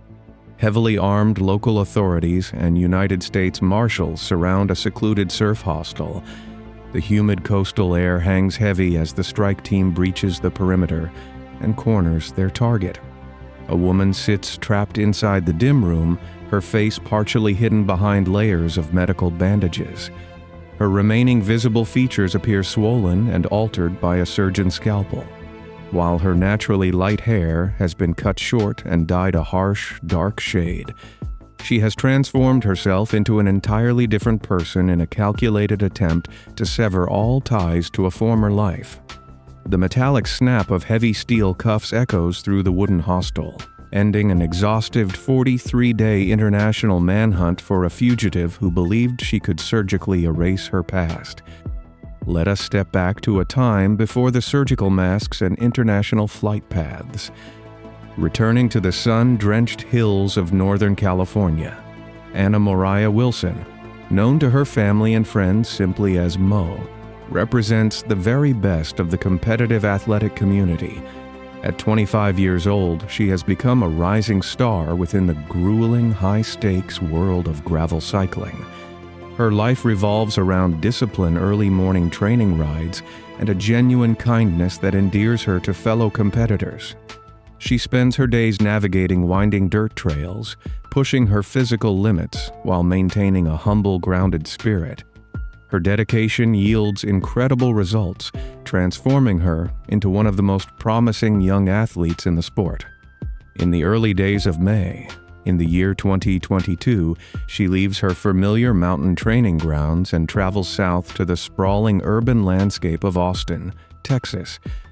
She arrives in the bustling city with a clear focus, preparing to compete in a major upcoming 150-mile endurance race known as the Gravel Locos. She secures lodging at an apartment owned by a close friend, located on Maple Avenue, a quiet residential street in East Austin lined with mature oak trees and modest single-family homes. The neighborhood exudes a calm, welcoming atmosphere far removed from the intense pressure of professional racing. She unpacks her specialized gear, settles into the guest bedroom, and prepares her mind for the grueling weekend ahead. She looks forward to reconnecting with familiar faces in the Texas cycling scene. Unaware of the dark clouds gathering around her social circle, during her stay in the Texas capital, Mo decides to spend a casual evening catching up with a fellow professional cyclist named Colin Strickland. The two athletes share a complicated history, having engaged in a brief, fleeting romantic relationship months prior during a period when Strickland had separated from his long-term partner. That brief connection had dissolved on good terms, and Mo believed their current dynamic remained strictly platonic and professional. She views the evening as nothing more than two colleagues sharing a meal and discussing their shared passion for competitive racing. However, a vastly different narrative festers just a few miles away in the shadows of the city. Strickland has since reconciled with his partner, a 34-year-old yoga instructor and licensed real estate agent named Caitlin Armstrong. Armstrong harbors a profound consuming jealousy regarding that past romance, cultivating a deep resentment that dictates her daily life. She monitors digital footprints, tracking communication, and nursing a quiet obsession that remains invisible to the outside world. She masks this toxic fixation behind a calm spiritual public persona, teaching yoga and navigating the Austin social scene with a practiced smile. Mo Wilson navigates her days in Texas with total innocence, focusing solely on the pedals of her bicycle and the miles of gravel road ahead. She possesses zero knowledge of the surveillance network tightening around her movements. She does not know that her mere presence in Austin has ignited a volatile psychological tripwire in the mind of a woman she barely knows. On the warm, humid evening of May 11th, 2022, Strickland and Mo enjoy an early dinner and spend time swimming at a popular local public pool. The sun dips below the Texas horizon as Strickland drives Mo back to the tree-lined stretch of Maple Avenue. He pulls his vehicle up to the curb outside her friend's residence. drops her off at the front door and drives away into the gathering twilight. Mo steps inside the quiet apartment, locking the heavy front door behind her and moving toward the guest bathroom to wash off the chlorine from the pool. The apartment remains still, the only sound being the distant hum of evening traffic drifting through the closed windows. Without warning, a shadow breaches the sanctity of the home, slipping into the living space while Mo remains isolated in the bathroom. An unseen assailant moves through the narrow hallway with calculated predatory intent, closing the physical distance between the entryway and the brightly lit bathroom. Mo is ambushed in a confined space with 0 avenues for escape and 0 time to call for help. The peaceful silence of the Austin neighborhood is shattered by the deafening crack of a firearm discharging multiple times in rapid succession. Mo suffers severe fatal ballistic injuries in the sudden assault. Her bright future stolen in a matter of terrifying, chaotic seconds. The attacker turns and flees the premises, leaving the young athlete alone on the tiled floor. The echo of the blasts fades away, replaced by a suffocating heavy quiet that blankets the now devastated home. Shortly before 10 o'clock that same night, Mo's friend returns home from an evening out expecting to find the cyclist resting before her upcoming race. She inserts her key into the lock, turns the deadbolt, and steps into the undisturbed entryway of the apartment. She calls out a greeting into the quiet living room, only to be met with an unnatural, chilling silence that triggers a deep sense of dread. She walks down the short hallway toward the bathroom, where she makes a harrowing, life-altering discovery, finding her friend unresponsive and suffering from catastrophic injuries. She scrambles backward in terror and dials emergency services with trembling hands. First responders arrive at the Maple Avenue address within minutes, their red and blue emergency lights illuminating the dark oak trees outside the home. Paramedics rush inside the apartment to render life-saving aid. But the traumatic injuries prove far too severe, and Mo Wilson is pronounced deceased at the scene. Patrol officers secure the perimeter with yellow tape, transforming the residential dwelling into an active high-stakes investigation zone. Crime scene technicians process the confined bathroom, locating several spent shell casings resting on the floor tiles near the point of the attack. Investigators examine the exterior doors and ground floor windows, searching for any signs of a forced entry or a broken lock. They note that the apartment shows 0 signs of a struggle near the entryways, suggesting the assailant either walked through an unlocked door or possessed an electronic access code.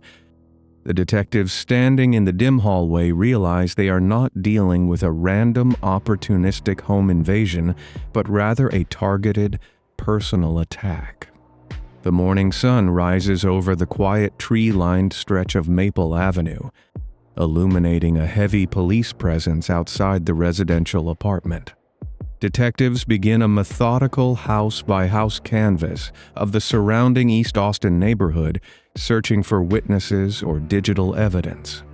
They measure the distance between the crime scene and adjacent properties, noting the specific angles of front porch security cameras. Exactly 1 house away from the targeted apartment, an automated surveillance lens captures a crucial piece of digital evidence. Law enforcement technicians retrieve the video data and review the time-stamped footage minute by minute. The black and white recording reveals a dark-colored sport utility vehicle driving past the victim's residence. The vehicle slows to a crawl, pausing just moments after Strickland departed the area. Analysts examine the digital frames, identifying the vehicle as a dark Jeep Grand Cherokee equipped with a distinctive large bicycle rack mounted on the rear hitch. Investigators run a localized search for vehicles matching this exact description linked to individuals within the victim's social circle. The database returns an immediate glaring match pointing directly at the residence shared by Strickland and his partner. Detectives confirm that Caitlin Armstrong drives the exact model of Jeep Grand Cherokee captured on the neighborhood surveillance camera. The physical proximity of her vehicle to the scene of the tragedy elevates her from a person of interest to a primary suspect. Law enforcement mobilizes without delay, preparing to bring her into the station for formal questioning. Before detectives can finalize a primary charging document, they uncover an existing outstanding Class B misdemeanor warrant attached to Armstrong's criminal record. This previous legal violation stems from an incident where she allegedly evaded payment for a cosmetic medical procedure. Officers view this outstanding warrant as a perfect immediate tactical advantage to detain her legally while they build the larger case. On May 12th, just 24 hours after the brutal attack on Maple Avenue, patrol units locate Armstrong and transport her to the Austin Police Department headquarters. They place her inside a stark windowless interrogation room measuring 10 feet by 12 feet, illuminated by harsh, fluorescent lighting. A heavy metal table bolts directly to the linoleum floor, separating the suspect from the lead investigators. Detectives enter the confined space and initiate a recorded interview, watching her body language and facial expressions. She sits motionless, projecting an aura of absolute calm and quiet arrogance, showing zero emotional distress regarding the fatal events of the previous night. Investigators lay out their preliminary findings, deliberately mentioning the dark Jeep Grand Cherokee seen on the neighborhood surveillance footage. They ask her directly to explain why her vehicle was circling the victim's apartment during the exact window of the fatal attack. She offers no logical explanation, maintaining a rigid posture and requesting to terminate the interview. Despite her icy silence, detectives feel confident they have secured their prime suspect inside a secure facility. They prepare to process her under the authority of the existing misdemeanor warrant, believing the physical walls of the police station will hold her. However, a catastrophic administrative failure shatters the momentum of the entire investigation. When booking officers attempt to process the suspect into the county jail, they discover a critical data discrepancy within the centralized computer system. The date of birth listed on the existing misdemeanor warrant does not match the date of birth associated with Armstrong's official state identification card. This exact paperwork error, a simple typographical mistake entered by a clerk years prior, triggers a rigid departmental protocol. The existing system prohibits law enforcement from holding an individual on a warrant if the primary identifying numbers fail to align. Because the primary charges remain pending awaiting ballistics testing, the detectives possess no alternative legal authority to keep her detained. The jurisdiction conflict and inflexible software parameters create an absurd legal loophole, forcing the police to open the locked doors of the holding facility. Officers must stand by and watch helplessly as their primary suspect stands up, collects her personal belongings, and walks out the front doors of the police headquarters. Armstrong steps out into the warm Texas air, fully aware that law enforcement possesses digital evidence linking her to the crime scene. She recognizes that she has been granted a razor-thin window of freedom before the detectives secure a proper corrected warrant. Instead of returning to her residence to await further legal action, she initiates a calculated high-speed evasion plan. She severs all contact with her social circle, abandons her established routines, and begins dismantling her known identity. The local police department scrambles to correct the clerical error, losing precious hours while the dangerous fugitive sets her escape into motion. Just one day after her release from the interrogation room, Armstrong moves to liquidate her most visible asset. She drives the dark Jeep Grand Cherokee southward down Interstate 35, arriving at a large commercial automotive dealership in South Austin. The sprawling lot stretches across several acres of hot asphalt, surrounded by large metallic signage and rows of pristine vehicles. She approaches the dealership staff with extreme urgency, negotiating a rapid sale of the very vehicle captured on the East Austin security cameras. She accepts a cash payment of $12,200. securing the untradeable funds required to finance a prolonged life on the run. With a thick envelope of currency in her possession, she immediately travels to the Austin Bergstrom International Airport, located on the southeastern edge of the city. She navigates the busy terminal, purchasing a boarding pass for a domestic flight heading away from the Texas jurisdiction. She boards a commercial aircraft bound for Houston, utilizing the short commuter flight to establish physical distance from the local authorities. From the Houston terminal, she books a connecting flight destined for LaGuardia Airport in the state of New York. Law enforcement technicians eventually trace this initial flight path, but their discovery arrives days too late to intercept her at the arrival gate. By the time federal authorities obtain a valid corrected warrant for her apprehension on May 17th, Armstrong has vanished into the dense population of the Northeast. The United States Marshals Service assumes control of the manhunt, establishing an expansive search grid to locate the missing yoga instructor. Federal agents begin a thorough analysis of her known associates, searching for any hidden communication or financial transactions. The investigation shifts its focus to the heavily forested region of upstate New York, where Armstrong's immediate family members reside. Federal agents canvass rural campgrounds and remote properties, interviewing relatives and mapping the geographical footprint of her known connections. During this critical window, Armstrong executes the most audacious phase of her evasion strategy by exploiting a biological advantage. She secures a valid United States passport belonging to her own sister, relying on their close physical resemblance to deceive federal security personnel. Armed with this fraudulent travel document, she travels to Newark Liberty International Airport, located just across the state border in New Jersey.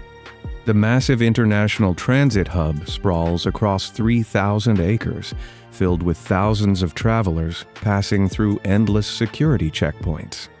On May 18th, she approaches an airline counter and presents the stolen identity to the ticketing agent without displaying a single sign of panic. She moves through the Transportation Security Administration screening lanes, standing beneath bright surveillance cameras while maintaining the stolen persona. She boards a commercial jetliner destined for San Jose, Costa Rica, successfully slipping through the final layer of domestic security, because the flight manifest registers her sister's name rather than her own. The automated border control systems fail to trigger any alarms.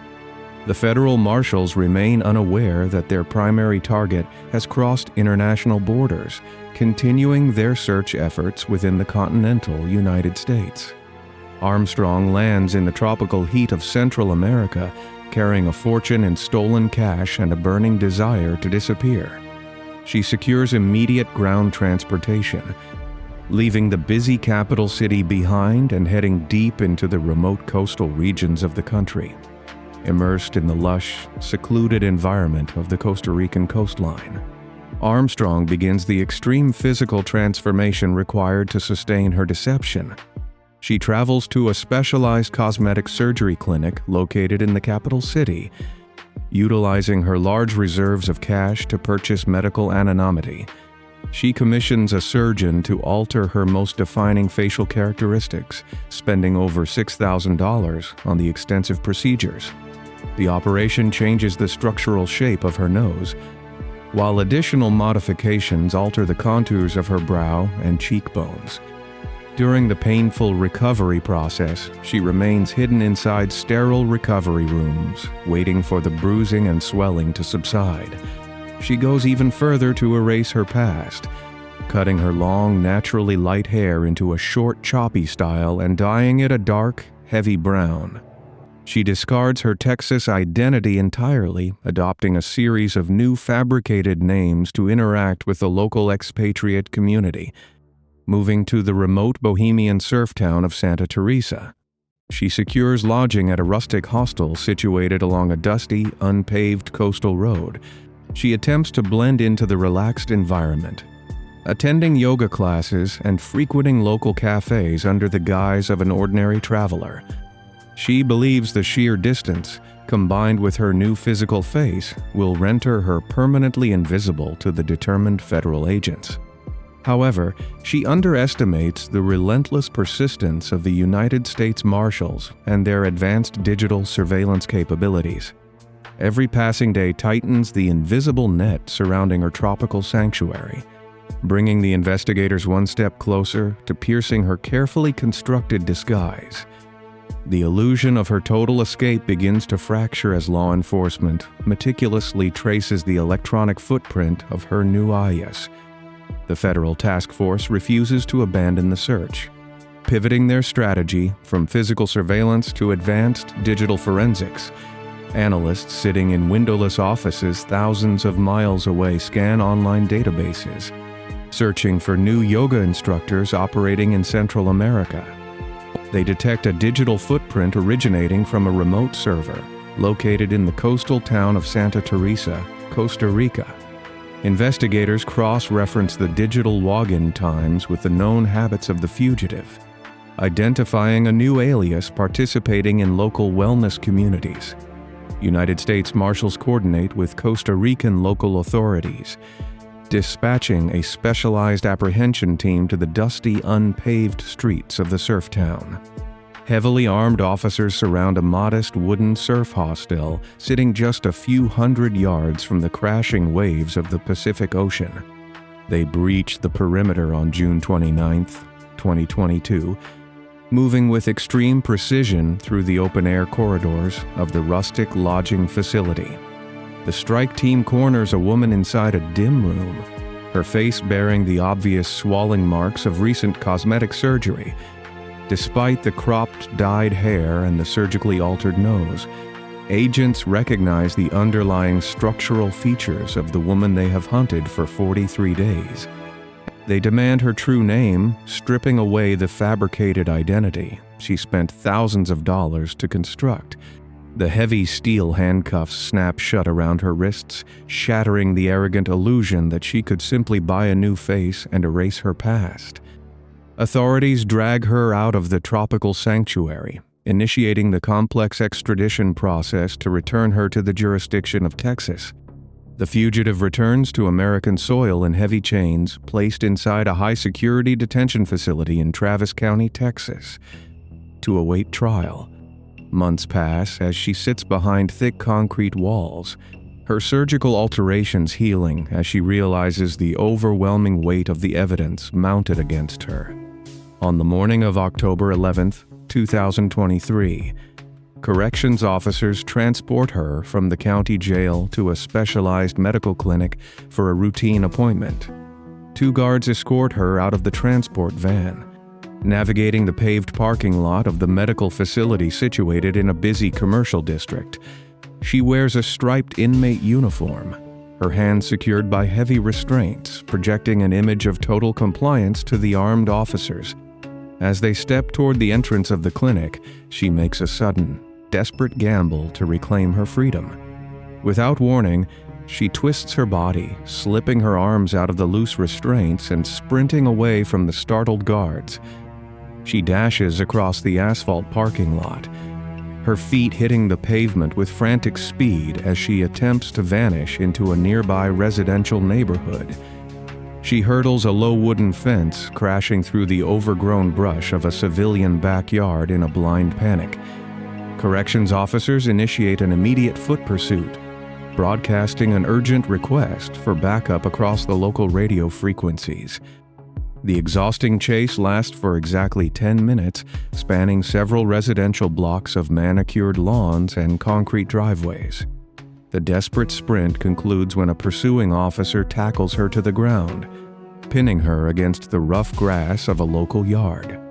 The physical tackle ends her final brazen attempt to evade justice, cementing her status as a flight risk of the highest order. Officers secure her in specialized rigid restraints, ensuring she will never again exploit a moment of distraction. The high-profile trial commences in November of the year 2023, drawing heavy public scrutiny and media attention to the Travis County Courthouse. The defendant sits at the polished wooden defense table, her surgically altered face providing a grim reminder of her extensive efforts to escape accountability. Prosecutors dismantle her web of lies, presenting a mountain of undeniable physical and digital evidence to the attentive jury. Forensic ballistics experts take the stand, displaying high-resolution photographs of the spent shell casings recovered from the Maple Avenue apartment.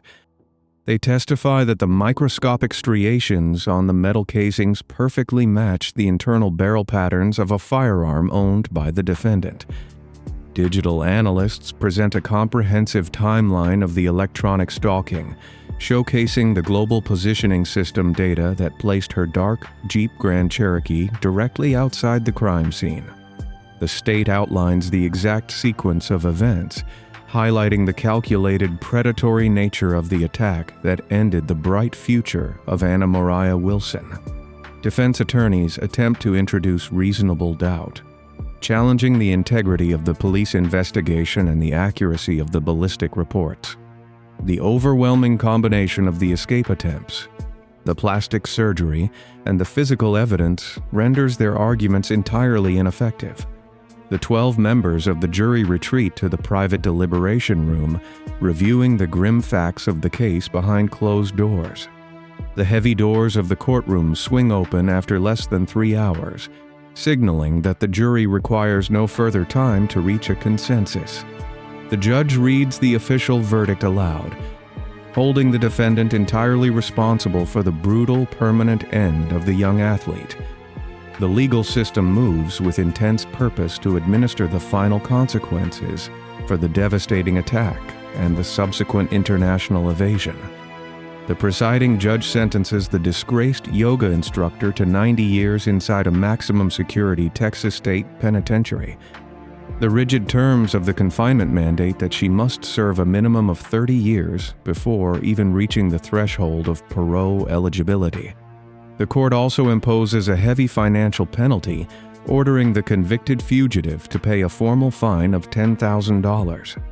Desperate to find a loophole in the unwavering legal conclusion, the defense files subsequent motions with the appellate courts in a bid to overturn the conviction.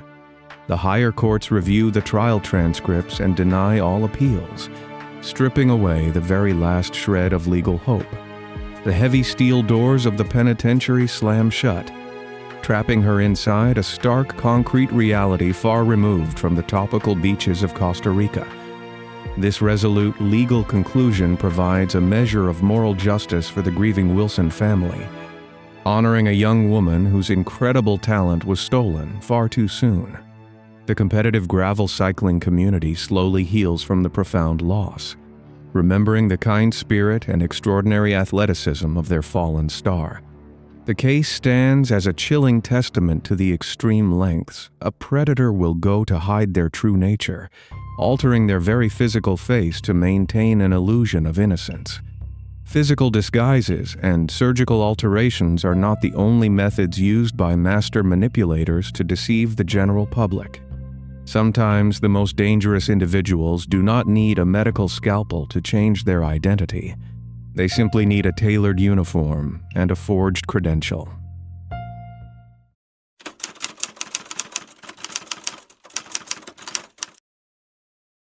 A young man steps off a commercial airliner into the terminal of a bustling international airport.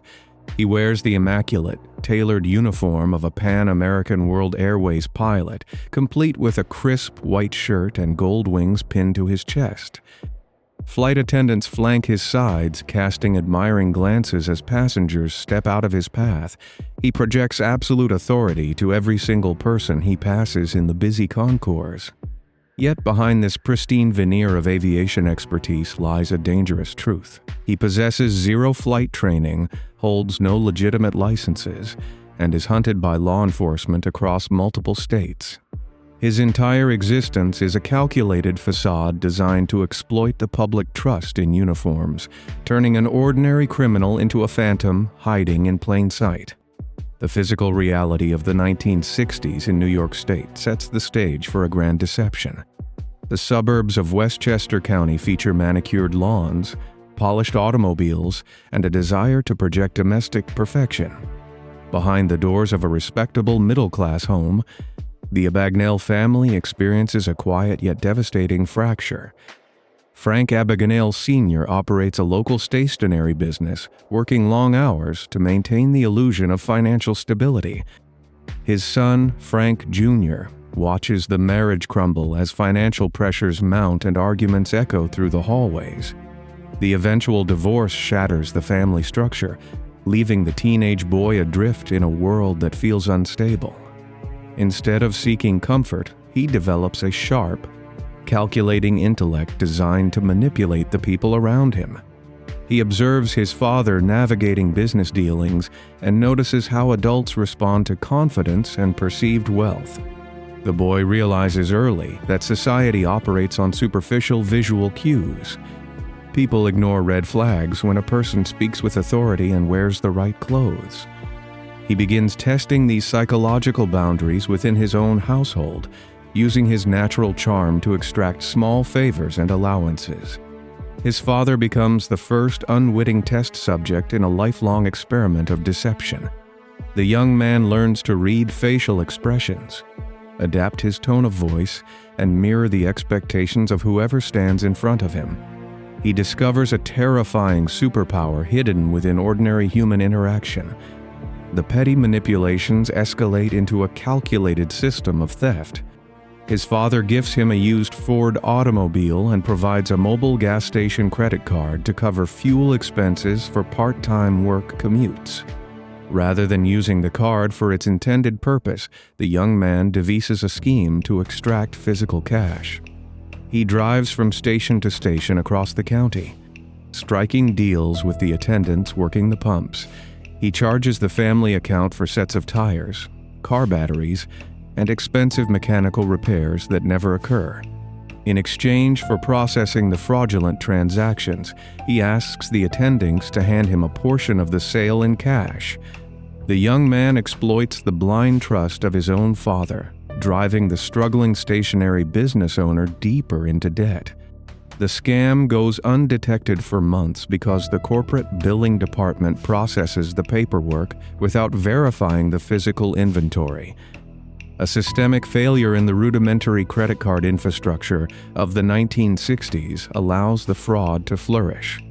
The boy sits at the kitchen table, watching his father tear open the monthly billing statements with trembling hands. He displays zero remorse, focusing on the thrill of the successful deception. When the truth surfaces, the financial damage is done, leaving the father shattered by the betrayal of his own son. This localized theft serves as the ultimate proof of concept for a much darker ambition. The young man realizes that large financial institutions share the exact same vulnerabilities as his trusting father. If a simple plastic card can generate free money, a counterfeit identity can unlock the entire world. The transition from a juvenile delinquent to a master of disguise begins with a simple phone call in the heart of Manhattan. The towering Pan-American World Airways building stands as a monument to corporate power and mid-century aviation glamour. The young man recognizes that banks scrutinize ordinary citizens but defer to established authority figures. He contacts the corporate purchasing department of the airline, adopting a panicked professional tone of voice. He claims to be a legitimate pilot who lost his customized uniform through a careless hotel dry cleaning service. The purchasing clerk, trained to assist distressed employees rather than interrogate them, directs the imposter to a specialized uniform supplier. The young man walks through the heavy glass doors of the uniform shop, exuding the tired frustration of an overworked aviator. He provides a fabricated employee identification number, confident that the clerk will not bother to cross-reference a physical ledger. The systemic protocol fails, prioritizing customer service over basic security verification. The shop attendant measures his shoulders, fits the tailored navy blue jacket, and hands over the authentic garments without asking for a secondary form of identification. He secures the uniform complete with the iconic gold braiding and the distinctive peaked cap. He pays for the clothing using a forged check, stacking a secondary crime on top of the initial fraud. The young man steps back out onto the busy pavement of New York City, transformed into a trusted professional. He sheds his true identity on the sidewalk, stepping into a role that commands instant respect from strangers. The uniform provides an impenetrable shield against suspicion, granting him access to spaces locked behind strict security measures. The true test of his new persona occurs inside the grand marble-floored lobby of a prominent local bank.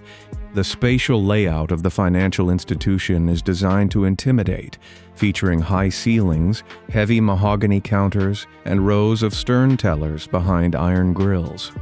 The young man strides through the rotating front doors, letting his polished black shoes click against the stone tiles.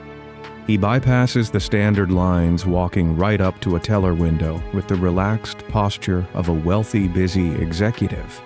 He slides a fabricated payroll check across the counter, offering a warm, confident smile to the bank employee. The teller looks at the crisp Pan American World Airways uniform, notes the gold pilot wings, and ignores the standard verification protocols. The bank employee feels honored to serve a commercial pilot and never questions the legitimacy of the paper document. The heavy metal drawer slides open, and a thick stack of crisp bills is pushed across the polished wood counter. The young man gathers the cash, nods gracious thanks, and walks back out through the heavy doors with zero resistance. This singular, flawless transaction serves as the point of no return for his criminal career. He realizes that a fake face and a crisp uniform are the ultimate keys to bypassing the rigid security of society. The systemic failure is absolute, driven by the human instinct to trust a person who looks like they belong. The bank hands over its money not because the document is perfect, but because the disguise is flawless. The young con artist understands that he can now walk into any institution, wear the right costume, and steal thousands of dollars without drawing a weapon. The age of the phantom criminal begins. The grand illusion takes flight across the commercial airspace of the United States. The young con artist exploits a specific unwritten courtesy among commercial airlines known as deadheading. He walks through the busy terminals of major metropolitan airports, bypassing standard ticketing counters and security checkpoints. He presents his fabricated Federal Aviation Administration license to the gate agents. The systemic trust in the pilot uniform grants him free passage on countless flights.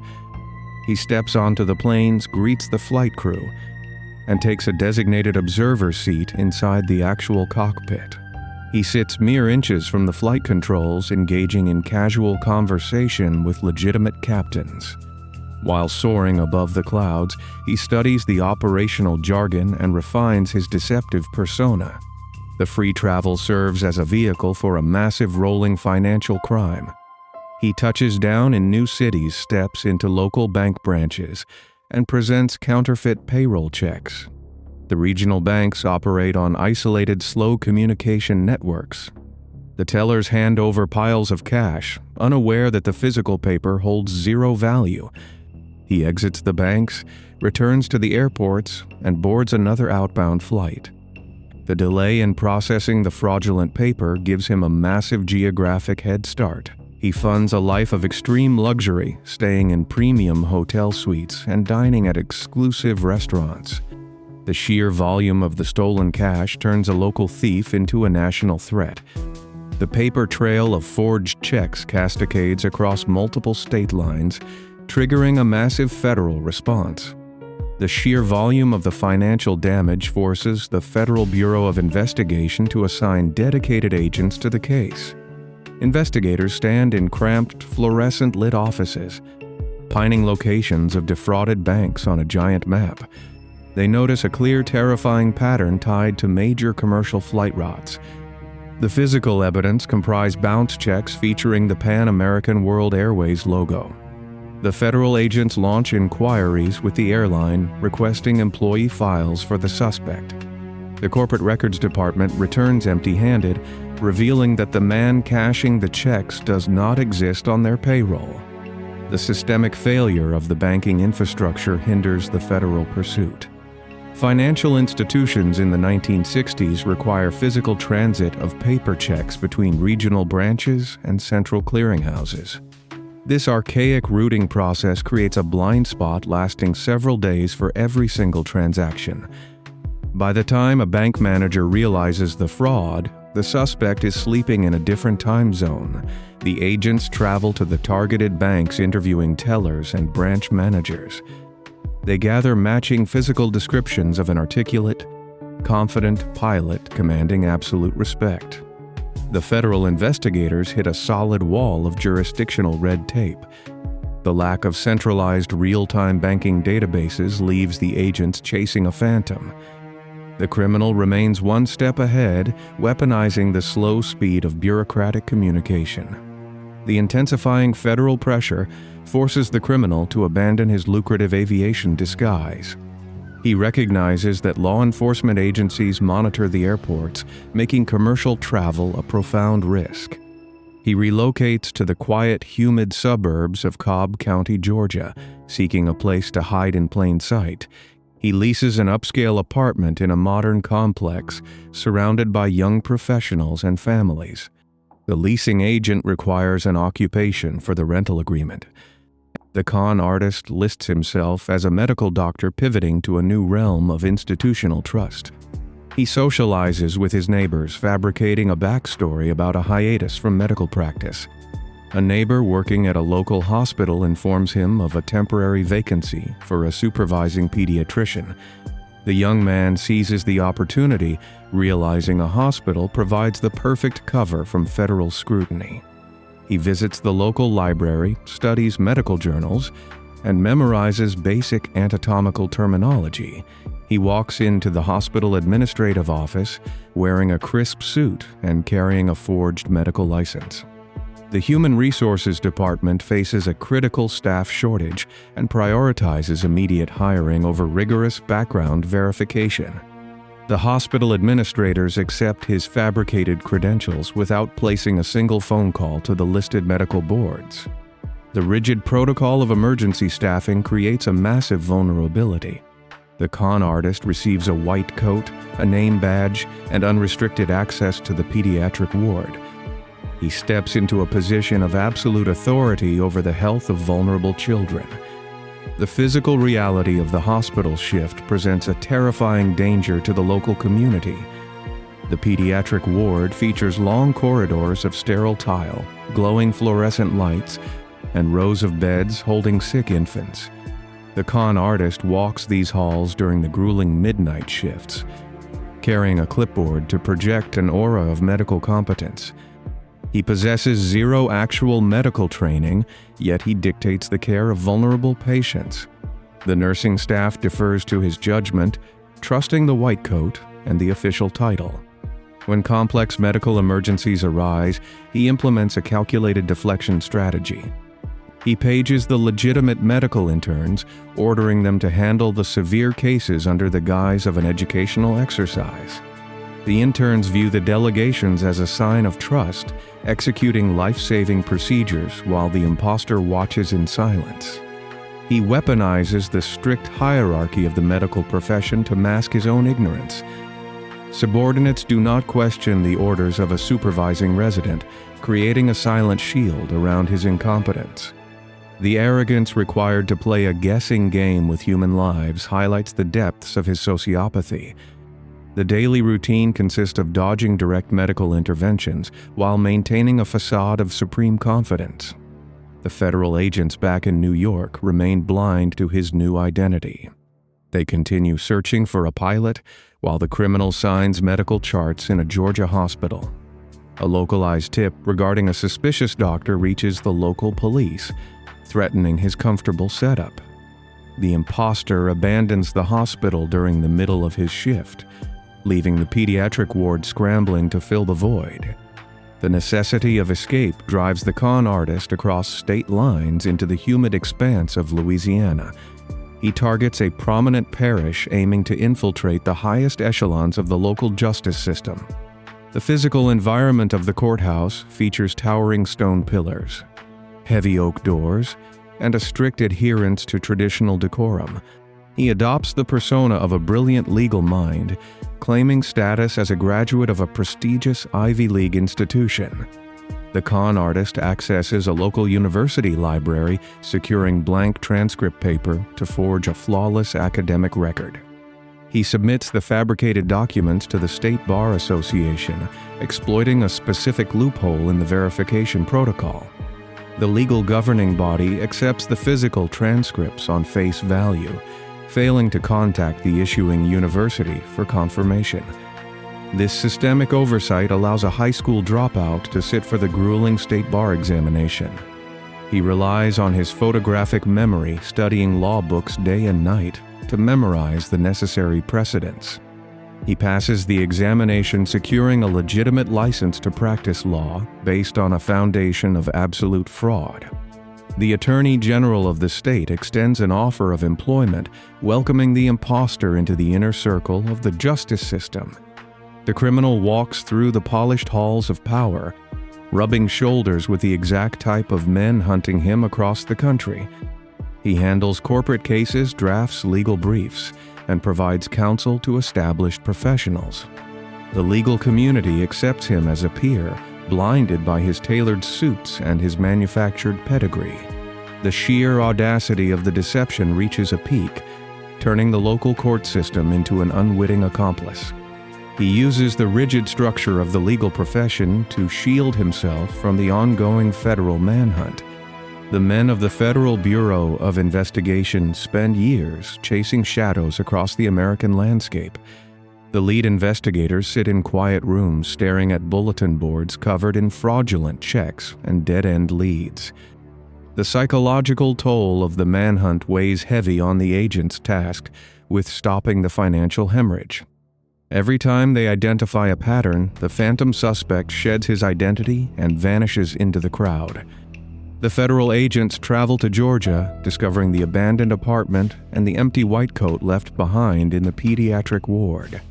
They follow the trail to Louisiana, unearthing the forged transcripts resting in the archives of the State Bar Association. The sheer scale of the deception infuriates the investigators, exposing catastrophic flaws in the verification systems of major institutions. Airlines, hospitals, and legal associations all fall victim to a man armed with nothing but confidence and forged paper. The press catches wind of the elusive criminal, transforming a dangerous sociopath into a celebrated folk hero. The public consumes the grand narrative, marveling at the genius of a teenager outsmarting the combined might of federal law enforcement. The myth of the ultimate chameleon solidifies in the cultural consciousness of the nation. The con artist revels in the notoriety, convinced of his own untouchable superiority. The narrative portrays him as a mastermind playing an elegant game of cat and mouse across international borders. The agents vow to capture the arrogant predator, pouring resources into a manhunt that spans multiple continents. This spectacular tale of high-stakes deception remains accepted as absolute truth for decades. The entire world believes the magnificent lie, setting the stage for a crushing realization. The grand narrative of the globetrotting pilot and brilliant doctor endures for decades, generating millions of dollars in book sales and major motion picture adaptations. The entire world embraces the myth of the charming mastermind who breached the most secure institutions of the 20th century. The illusion remains intact until modern investigative journalists and researchers step into the quiet, climate-controlled rooms of state archives and federal record centers. These investigators bypass the colorful anecdotes and demand hard, verifiable documentation. They pull physical court documents, prison logs, and parole records dating back to the late 1960s. The researchers thread long ribbons of microfilm through heavy viewing machines, scanning the stark government records line by line. A catastrophic systemic failure reveals itself, not within the ranks of federal law enforcement, but among the publishers and media networks who accepted a criminal narrative without demanding proof. The physical dates stamped on the official prison ledgers clash violently with the glamorous timeline presented in the best-selling autobiography. The investigators compare the specific months of his supposed high-flying commercial aviation heists with the admission logs of local jails. The grand illusion shatters under the weight of basic, undeniable bureaucratic truth. The ultimate climax of this global cat-and-mouse game does not occur during a dramatic tarmac arrest in France. The absolute truth emerges in a silent archive room, exposing a reality far more pathetic than the fiction. The verified historical records paint a grim and decidedly unglamorous picture of the teenage con artist. During the exact years, the criminal claimed to be outsmarting federal agents across international borders, he was actually sitting in a locked prison cell. The concrete walls of the Great Meadow Correctional Facility in Comstock, New York, held him captive while the world believed he was deadheading on luxury airliners. He was not a mastermind infiltrating hospitals and courtrooms, but a petty thief serving time for localized juvenile offenses. The official court documents reveal that his crimes primarily targeted the people who trusted him the most, including his own family members and local small business owners. He stole a family vehicle, abandoned it across state lines, and forged small-dollar checks to survive on the streets. Local law enforcement officers apprehended him multiple times for vagrancy and minor theft, far removed from the jurisdiction of specialized federal agents. The sheer audacity of his fabricated narrative relies on the public assumption that no one would lie on such a massive, easily disprovable scale. The teenage criminal simply took the mundane, pathetic reality of his scattered arrests and exaggerated them into a global thriller. He weaponized the lack of centralized digital databases in the 20th century to construct a fictional timeline out of thin air. The actual victims of his crimes were not faceless international banks, but working-class individuals and his own heartbroken father. The phantom mastermind hiding in plain sight was nothing more than a lonely runaway sitting behind iron bars. The brilliant mastermind who supposedly breached the highest levels of professional security was a low-level con artist whose most successful scam was selling a fabricated biography to the world. He spun his scattered juvenile crimes and grandiose lies into a lucrative, decades-long career.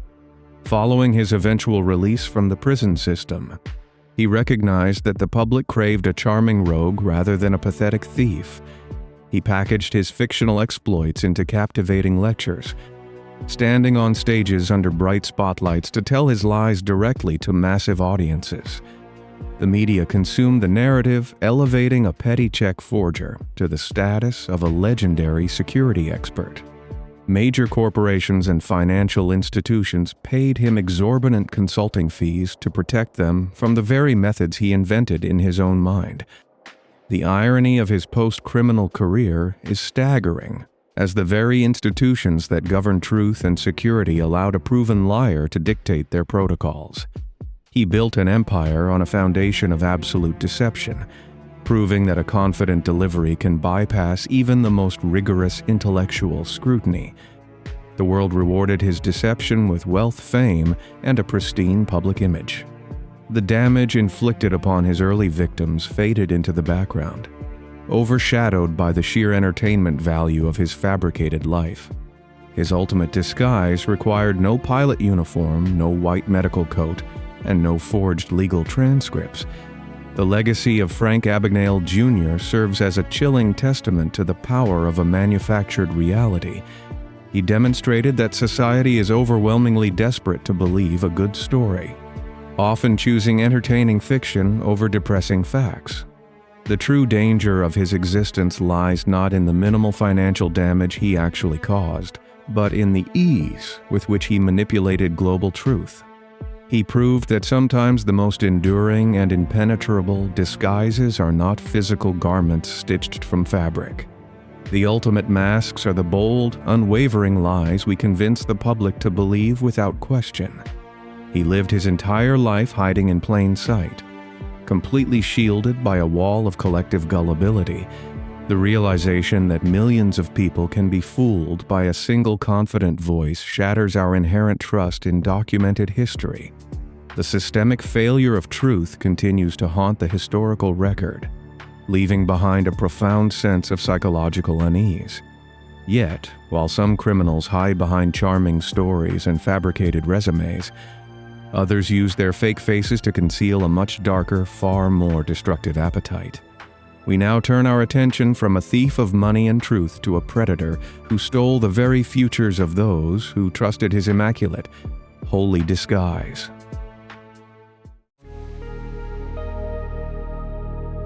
These cases prove that our reliance on visual cues can be our greatest vulnerability, allowing predators to walk freely among us. When trust is manipulated and disguises become weapons, the true terror lies in realizing the threat was right in front of you. Thank you for watching. To explore more cases where appearances were fatally deceiving, click the video on your screen now.